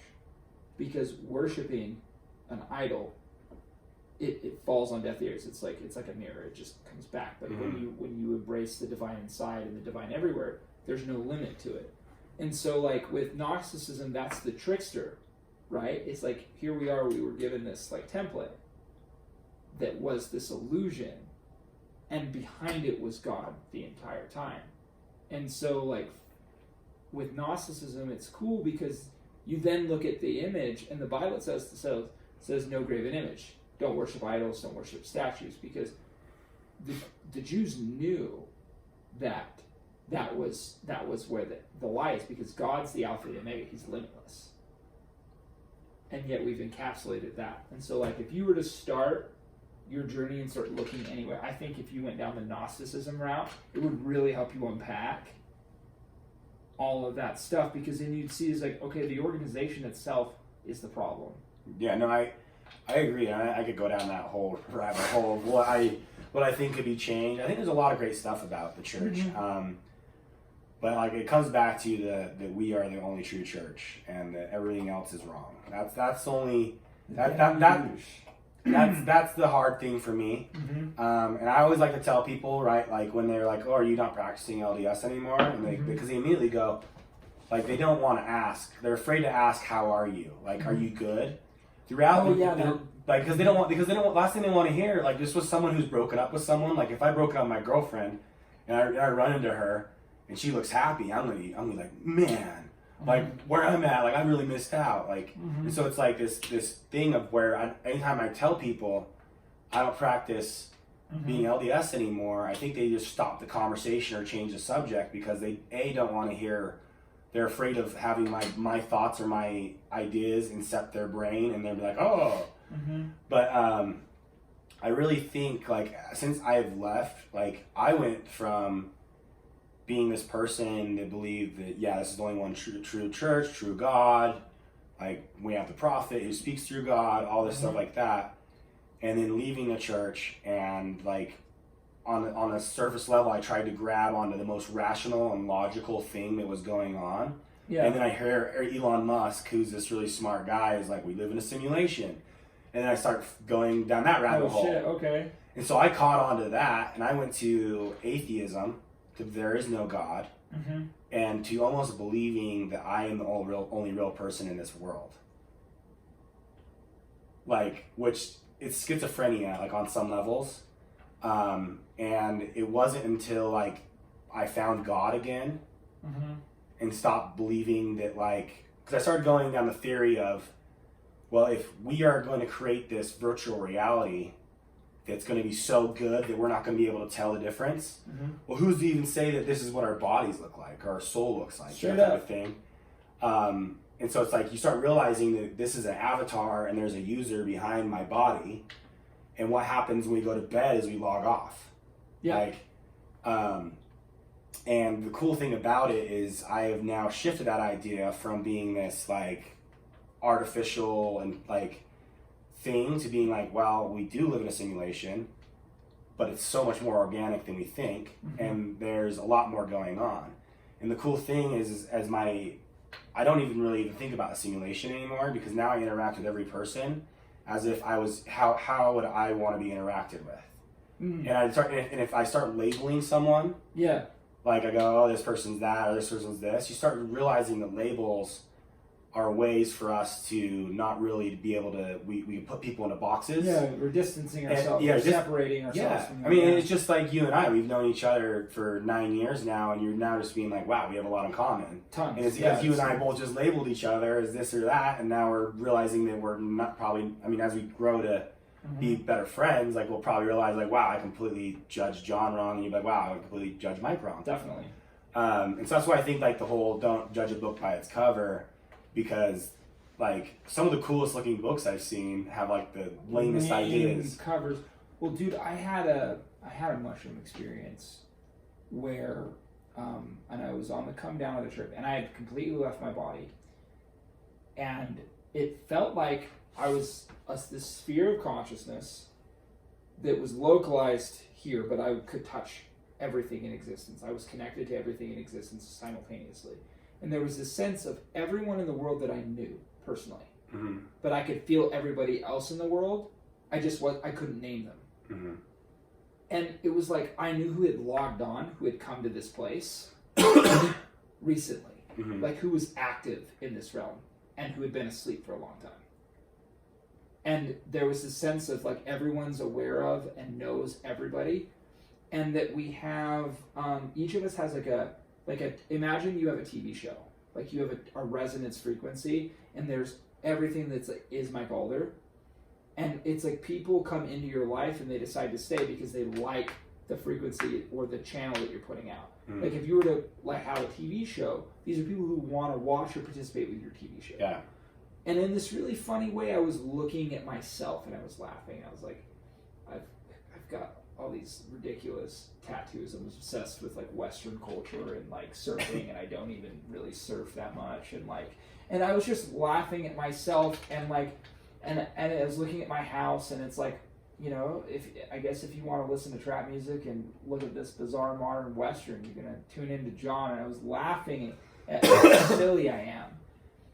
And I laugh at yourself. Yeah, and I went into like other people's channels, and I was starting to look at this co-creative reality and how people phase in and out of your life, and how there's this sense like that people are for you long term, and we continue through multiple incarnations, multiple lives, where we continue to come and find people that we're aware of, because that resonance still sticks, right? And that we have eternity to do it. Like for instance, like if you go through a breakup, and there's nothing to worry about if you still love that person, because in eternity, you have forever to do it. You have forever to reconnect with them. You have eons of lifetime to find that person. And so like there was that, and then as I'm coming down from this experience and I feel myself going, there was this sensation of taking this thing that was the size of a universe, and I was like cramming myself into the back of my head, and there was this screaming sound. It was like I was like being condensed. And then there was this moment like I was like going back into the video game. And the idea that these bodies are like rental cars that we're just driving around. Because like if you die and you're in your pure consciousness, your eternal being, it's over like that, boom, restart. And you could pick maybe a different timeline or a different age or whatever to go back into. But there's this feeling like we're just doing this, all of this, because we have eternity to do it. And it's all for our enjoyment and all for our amusement. And really, what a great way to experience all this stuff when there aren't consequences, because we're eternal. Yeah. But we think they are, because we're in this 3D reality where if you get stabbed, you die. Yeah. Eckhart Tolle says like, the ego is the part of the that goes, this is my life. If I die, life dies. It's like, no, life is here. Life exists Straight with or without up. you. If John Goodfellow dies, I'm not gonna say it because I don't want to manifest shit. Yeah, But- exactly. But when you die, like yes, it'll be sad. Those who care and love about you are gonna be sad, but life goes on. right. Like, and where does your soul go? Where does this energy that is animating this body, which is really just a bunch of atoms? That Like, we just all just organize vibrating. nicely together. Yeah, yeah, dude. I think life is beautiful. I think that anybody who's not looking around on a day-to-day basis, like with their having at least one moment in life where they're like, "Wow," They're missing out. I haven't seen that beauty. It's like missing out 100%. Whether it's like need to disconnect from social media or technology or whatever it is. I don't think abstinence is. I do think just like fasting, I do think that it's good to like Turn it off. turn it off. Like Yeah. I've actually stopped. One of my things I started doing is stop saying Sunday fun day, and actually kind of take a page out of the LDS Mormon book, which is probably Reset. a lot of things. Is it's a reset day. It's a self-care Sunday day. Now it's not this fun day. Let's continue to party. It's Fuck up Monday. yeah, and then you go into Monday and you're like, ugh, work God. sucks. Yes, it's so true. But then you realize that the only thing that all the days are just things that we've made up in this reality that are just like every day is a day. Yeah. Like it doesn't matter whether it's Sunday, Saturday, We just whatever it is. decided that we work Monday through Friday. Yes. And we decided there is a Monday through Friday. Yeah.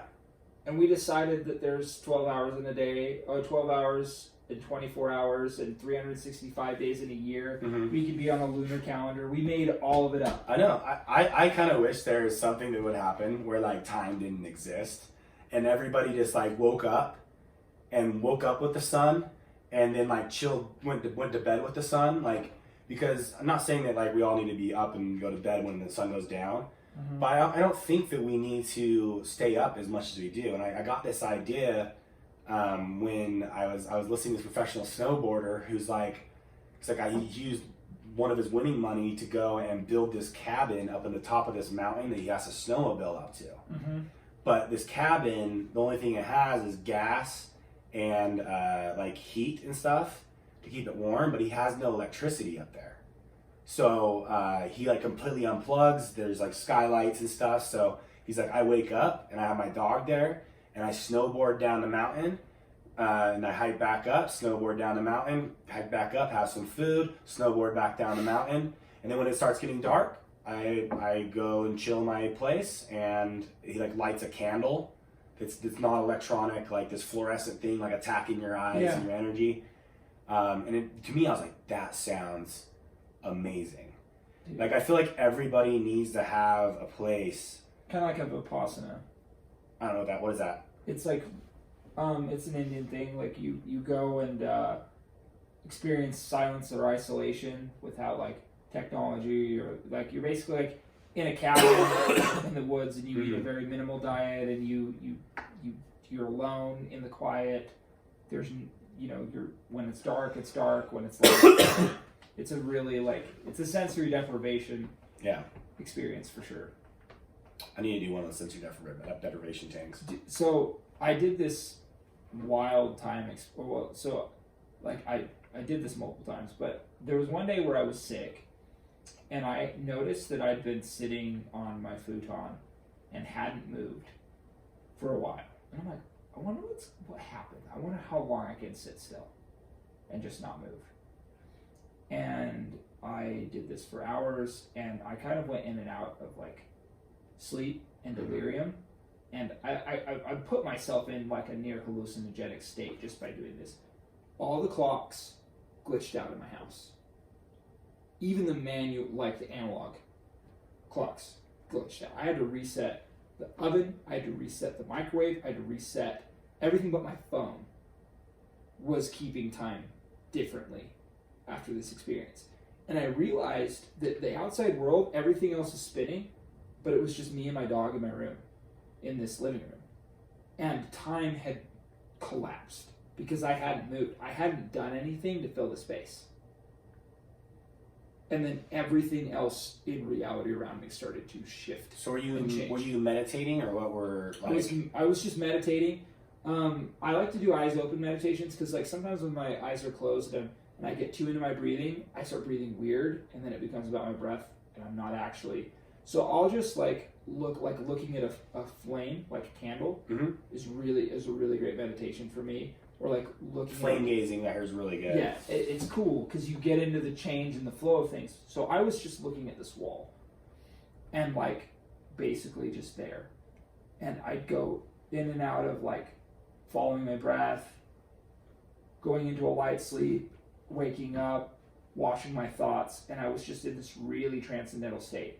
I was probably there for 6 hours, and I realized nothing happens until I get out of the chair.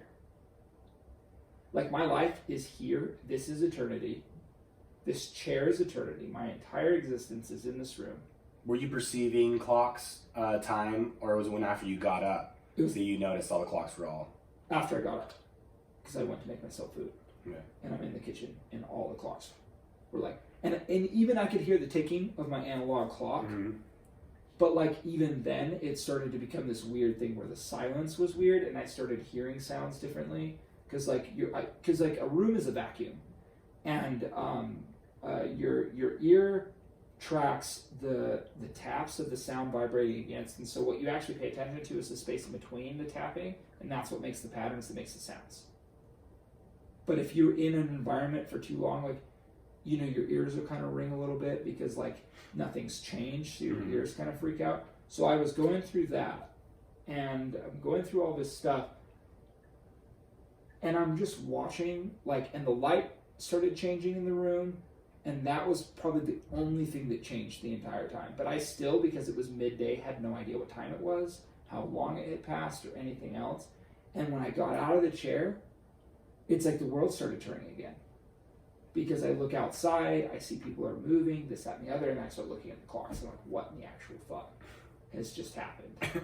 Because, like, time just like, collapsed. And then I realized, like, you could sit in a spot indefinitely, and until you move, your reality doesn't change.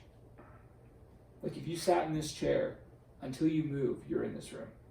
Yeah, see, it's crazy. That's where I started believing I was in a simulation, dude, because things started manifesting and things started happening, and I'm just like, what is going on here? Like, because I would have these epiphanies. Yeah.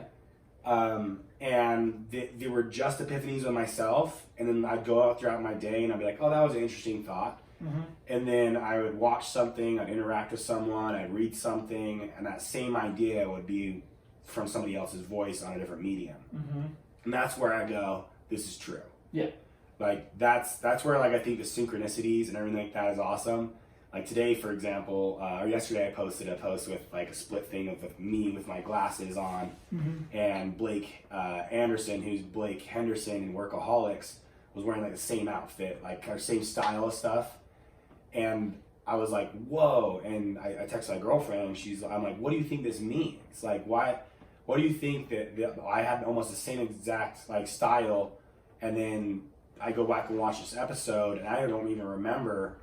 Like, it's not like I was like, oh, I want to look like Blake when I go to this festival. Right. But she's like, what is this? What is the episode about? You pay attention to the message in the episode. Interesting. And the message in the episode was the episode where, have you ever watched Workaholics? Yeah, I love that show. They all decide to get on social media as like the @3 best friends, and they're trying to like build these personas in order to sell stuff. And so Blake, that was his persona. And Blake's persona was he was this cool millennial guy, and like Adam was like this like bodybuilder, like muscle milk, like Dan Bilzerian style stuff. What was Anders? Anders was like a conservative American, like the walking khakis as a person. But yeah, it was one of those interesting things. Just like as I'm paying attention, and you do this all the time too, and like that's what I love about you is like I tell people about like my synchronicities with time, and like you're weird. Like I'm like no, like I see the weirdest patterns, and that's where I was like I live in a simulation. Yep. Like how can this happen, or how can like I see this or these patterns? Like there's too many patterns, So are you familiar with the Mandela effect? Huh? That blows my mind that we have Berenstein Bears spelled 2 different ways, and we have images of people that swear it was one way. I can't remember. I remember the other way, for Yeah. the record. And I remember very vividly because I had a book. There was a scary one, and I loved reading it, but I was scared to also read it. And all it was like pictures of them going through this scary haunted house thing. For those that don't know, Mandela effect was named Mandela after Nelson Mandela. Because people thought he died. Yeah, people thought he died in jail, but then when he actually died later on, people were like, wait, Nelson Mandela was alive? Like, he went on, like, and these people didn't know that Nelson Mandela had gone on to be president and do all these things after going in jail. They thought they heard he died in jail. I thought he was dead. See, I thought I knew he was alive. Yeah, and that's the thing. It's like, so we're in this thing, and I think time. Terrence McKenna talks about this, but like time is malleable, and so our perceived reality that dominate what the collective believes the most will be the truth of the reality itself. Whoa. So like, okay, like the planet, right? So there's a lot of people who believe that we can like frack, do whatever we want to the planet, and it's fine. There aren't consequences. There's always consequences. Right. And then there are people that are fear-mongering to the point where it's like the planet's going to die, Earth's trying to kill us, we will not survive, climate change is, death is imminent, all these other things, right? And more people are buying into this fear-mongering. But what happens if the collective actually thinks that Earth's going to kill us? Earth's going to kill us. So I love that you're doing this, dude, because my girlfriend has a book that talks about the body and how the beliefs and the things that we talk about in our mind and emotional state influence the body. And the whole book is like if you have this problem, this is your thought process that's causing this problem, and here's the mantra. Is it Chinese medicine based? No, I don't know what it's based off of, but the cool thing about it is this whole like coronavirus going on right now. So we're which is based off of influenza, right? So we go SARS, isn't it? Is it flu? Honestly, I don't watch the news, so I don't know. Either way, they were, when I was reading the reports of like what the symptoms were, it was like coughing and hard breathing, like in the lungs and stuff.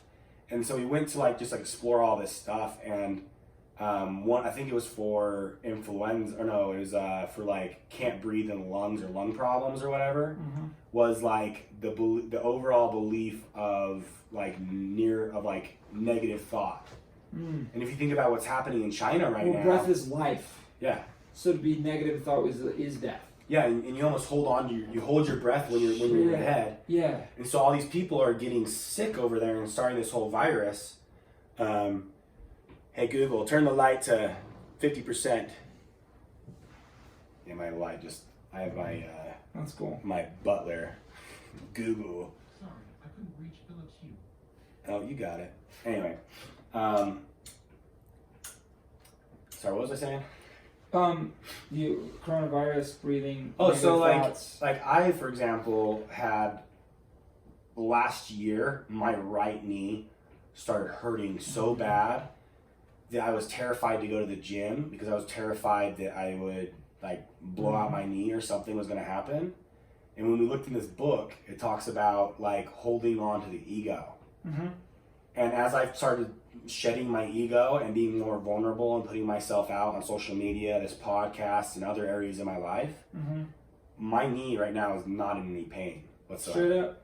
Like, and I'm a firm believer that whatever goes on inside our mind gets reflected inside of our body.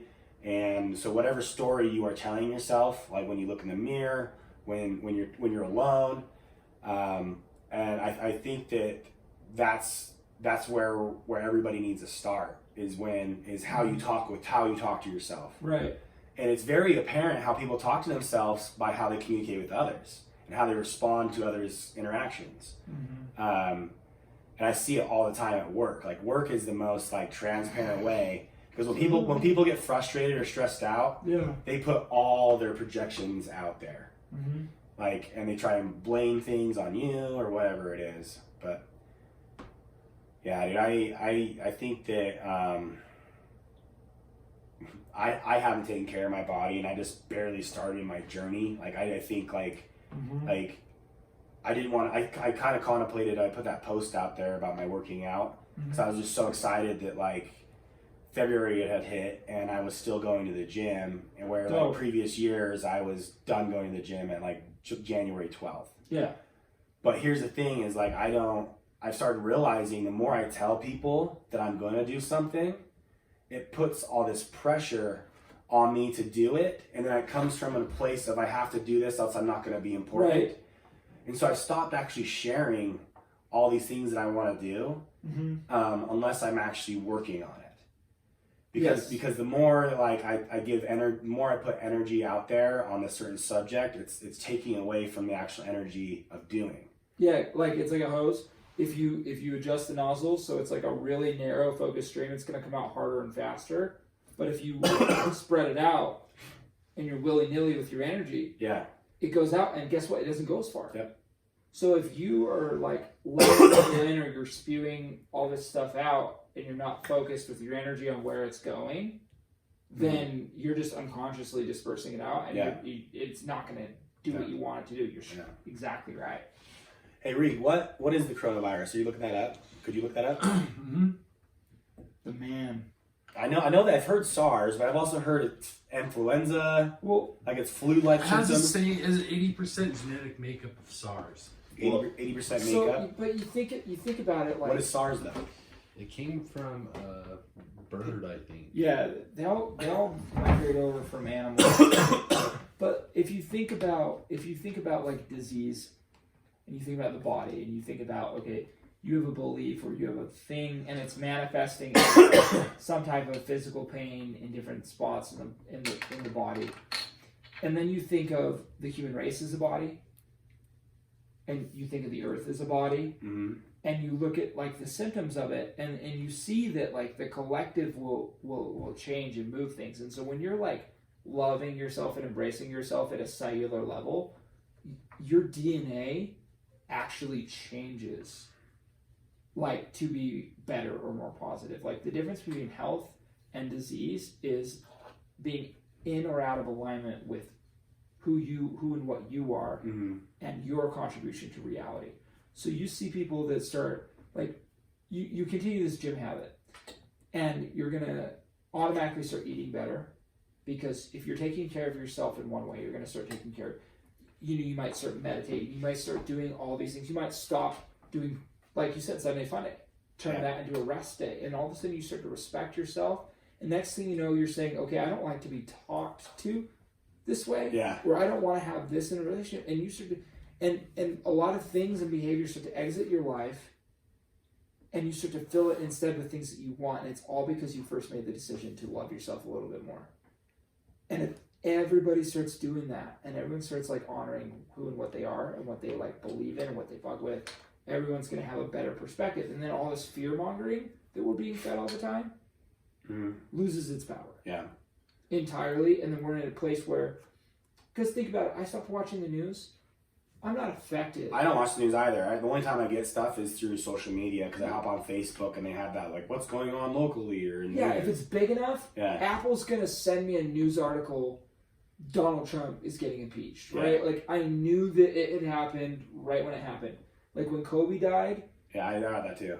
Sad. But, like, immediately I found out. Like, my brother-in-law ran in the room and said, Kobe died in a helicopter accident. I was like, did you know that Cartoon Network had a animated show where Kobe dies in a helicopter? And The Simpsons, that's a whole other... That's a whole other episode. That's a whole other podcast, Mike. I'm happy to do that one with you. Dude, I would love, because I've actually... Have you deep dived on that?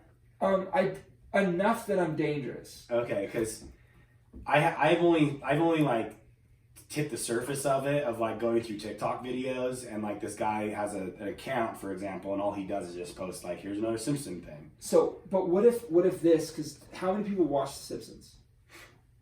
A lot. What if those people were just in cahoots with the people that are pulling the strings, or like want certain things to happen, and they're just putting it out there for the collective to be programmed for the idea to happen. And it is owned by Fox, and Fox is a conservative network. So, conservative, liberal, it's all the same thing. Well, I know, but like I'm just thinking of like as far as like Donald Trump, because there's a video, like one of the Simpson videos. So for everybody, like we don't need to deep dive on it, but if you're really interested, just go search. Predicted Trump being president. Not just that, but like multiple things, right, lots of things. Like even like I think the Twin Towers getting taken out. Like they there's like all these things. But really interesting. It's fun if you ever like are bored on YouTube, just go up on Simpsons and stuff like that. But if they get the collective to believe it, manifests, then it has to manifest. Yeah.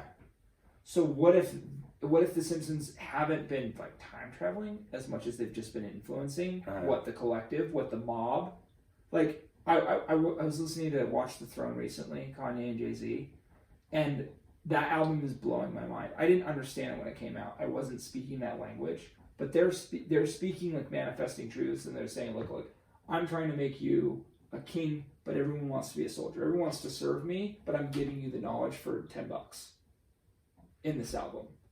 And there's a song, No Church in the Wild. What's a king to a god?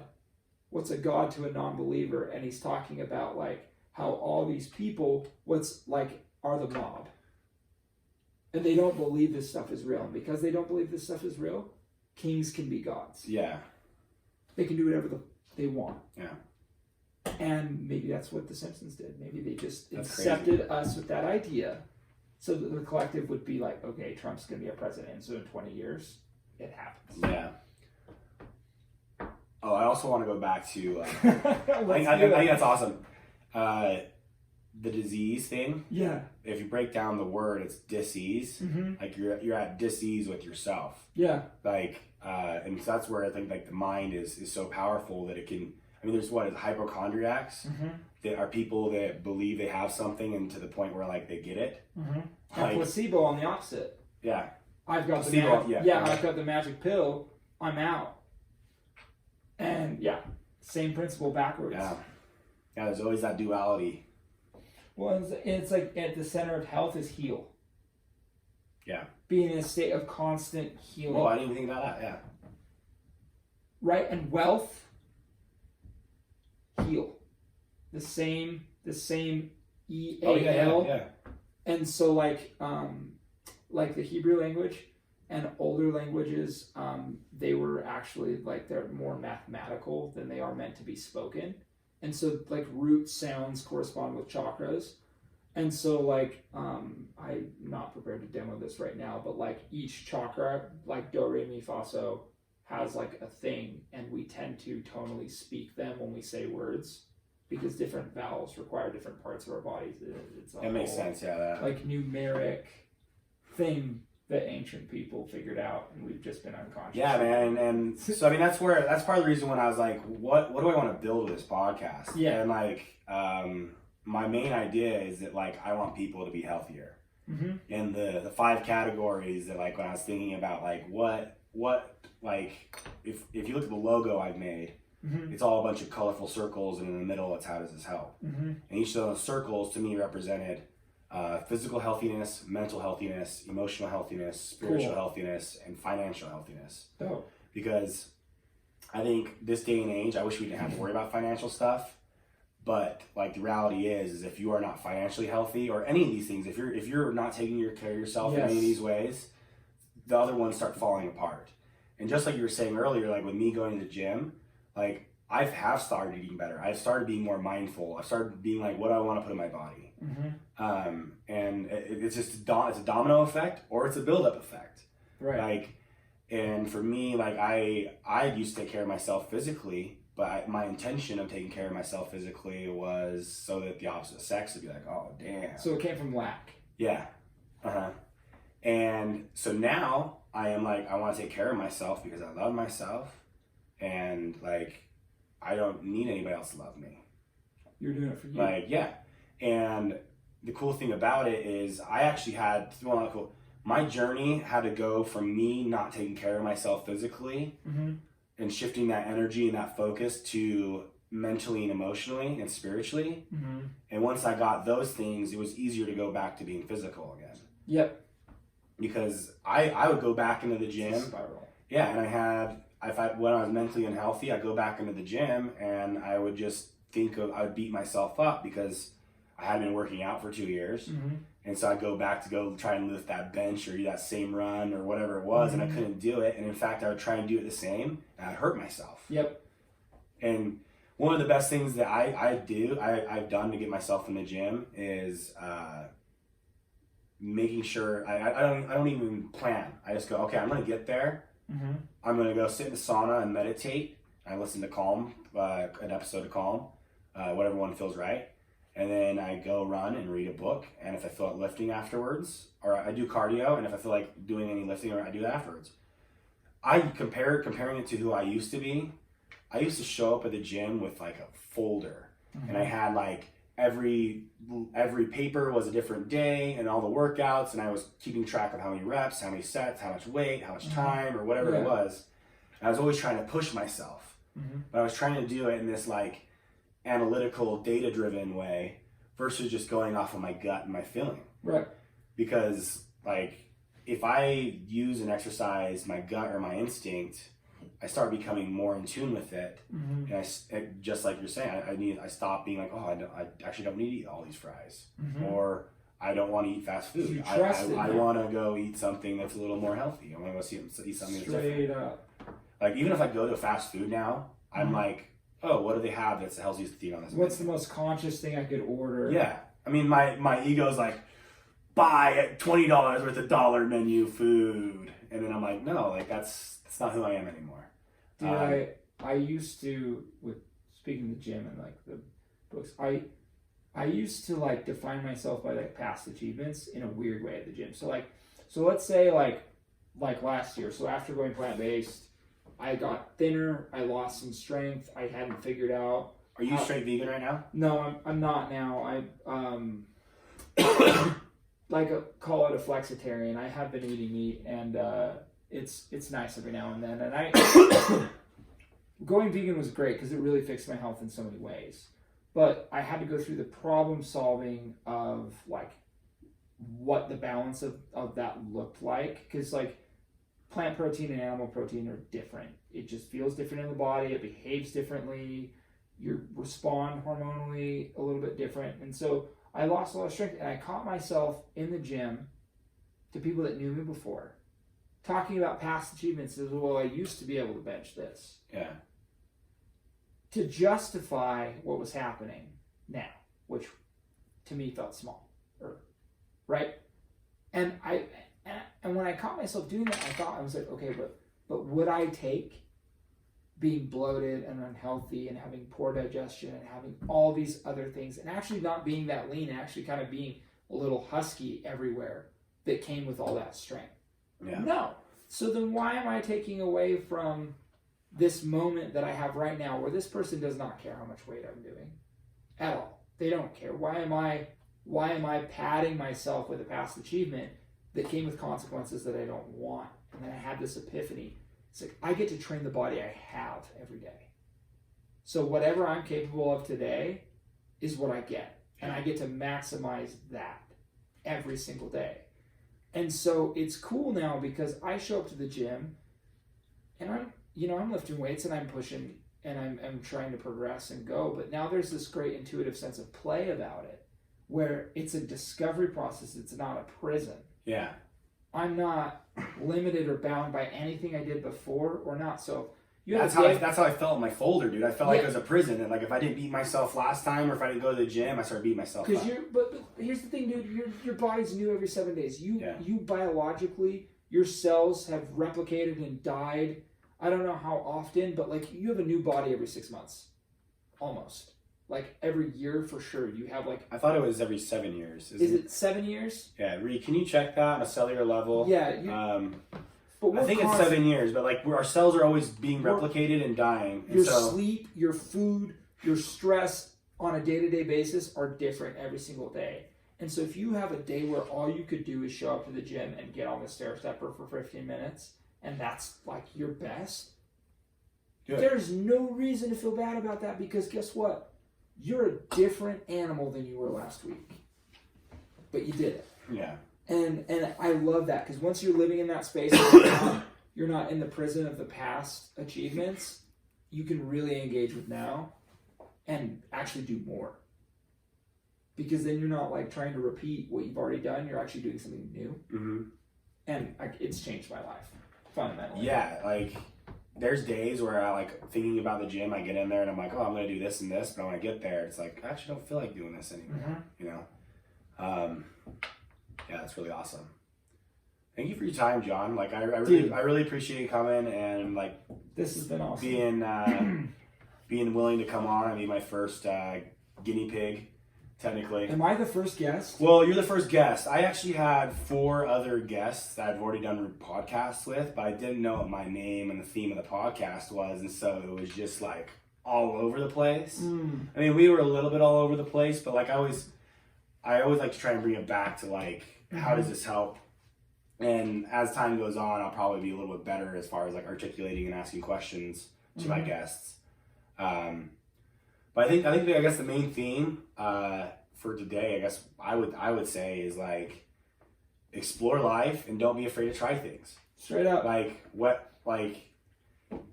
Life has so many beautiful things to offer, and if you are bored of doing the same stuff, get out and explore life. Like whether it's like you hop on Groupon. There's like things you can buy on Groupon. You can go to Airbnb. You can just ask your friends. In the woods and follow an orb. Yeah, you can follow an orb, right? Jeez, dude, that experience. That story's so good, dude. If I told you that whole story, you'd be like, "Oh my gosh, Another time. It was insane." Another time. I call those type of experiences fun type 2. Okay. Because fun type 1 is like, I'm having fun in the moment. But like fun type 2 is when like the moment was so shitty. It's retroactive. But then you think about the experience later on, you're like, that was actually a dope experience. Like yeah. I don't remember the full details of the night, like and the feelings and like that, but I remember the whole time being like, why the hell am I in the middle of UNS following Regan and Dave into the middle of nowhere? The Snickers, remember? My gosh. You felt every moment of that experience. Snickers have just come out with those You're not you and you're hungry. So you guys were in it. Oh god. Dave's like, Mike, you need a Snickers. Like, and we didn't have any Snickers, but I at one point we straight up stopped and just like opened up a can of ravioli and just like ate it cold because we've been hiking around for 8 hours burning so many calories and all these things. And our legs, holy crap. I wonder where that orb was, dude. Like, dude, I don't know about you guys, but like when I'm hiking, Cliff Bars are nasty. Yeah. But when you've been in nature and you're like depleted of energy, it's the best. Oh yeah, it's Christmas, so I can't imagine how delicious that cold ravioli. Oh, it was. It was. I'm not the type of person where like cold. Like Regan loves cold. Like he can open a can of soup and eat it cold. I'm like, ugh, no. Like I'll warm that stuff up. So I think what was the best though is like just getting into somewhere where you can like lay down and just kind of get warm. Oh yeah. It's probably because you're familiar with Ayurveda. It's like the Indian science. It's the science of being good. It's like akin to food. So you're probably like a Pitta person because Pitta is like warm. It's heat. Your body would say you're Pitta too. And so like warm foods, like you want to eat like your nature. That's like, but you actually have to learn to like complement it to like be optimal. Like Regan's for sure Kaufik, which is like earth and water. It's like slow and steady and it's big and it's like a little bit more like static and tends to be lazy, right? But really strong, right? One of the strongest dudes I know. And then Pitta's more like high energy. It's like a constant flame furnace. You have tons of energy. You think fast. You talk fast. You do things quickly. You like warm, greasy, oily food. Like it's like, that's like Pitta. And then Vata is like air and wafy. It's like really like feminine and like, well, it makes sense because I'm an Aries, which Aries is a fire symbol. Oh yeah, and I've always loved spicy food, hot food. Like I remember being the first time I remember I was different than everybody else was first grade at a birthday party, and everybody was trying to put pizza pepper on their pizza and trying to up one another, and like I was the dude that like unscrewed the thing and just dumped it on my pizza and ate it. Serious pit of energy. That's awesome. And I remember being so proud at like 7 years old that like, and everybody's like, watch Mike eat this thing. Like, and it was just like everybody's jaws were dropped at the time because everybody was trying to one up each other. But like, there's literally no pizza. It was just like straight red crushed peppers, the whole thing. I remember being like, oh crap, like what did I do? Because I just started sweating and all this stuff. But like the fame that I got at that table of other 7-year-olds was like a feeling that I'll never forget. And I started continuing eating fast food or hot food. Anyway, I could go down a fucking rabbit hole with you all night. We could. Well, it's been fun. It's been fun. I really appreciate you and appreciate you if you're still here. And I appreciate you, Regan. Yeah, buddy. All right. Thank you.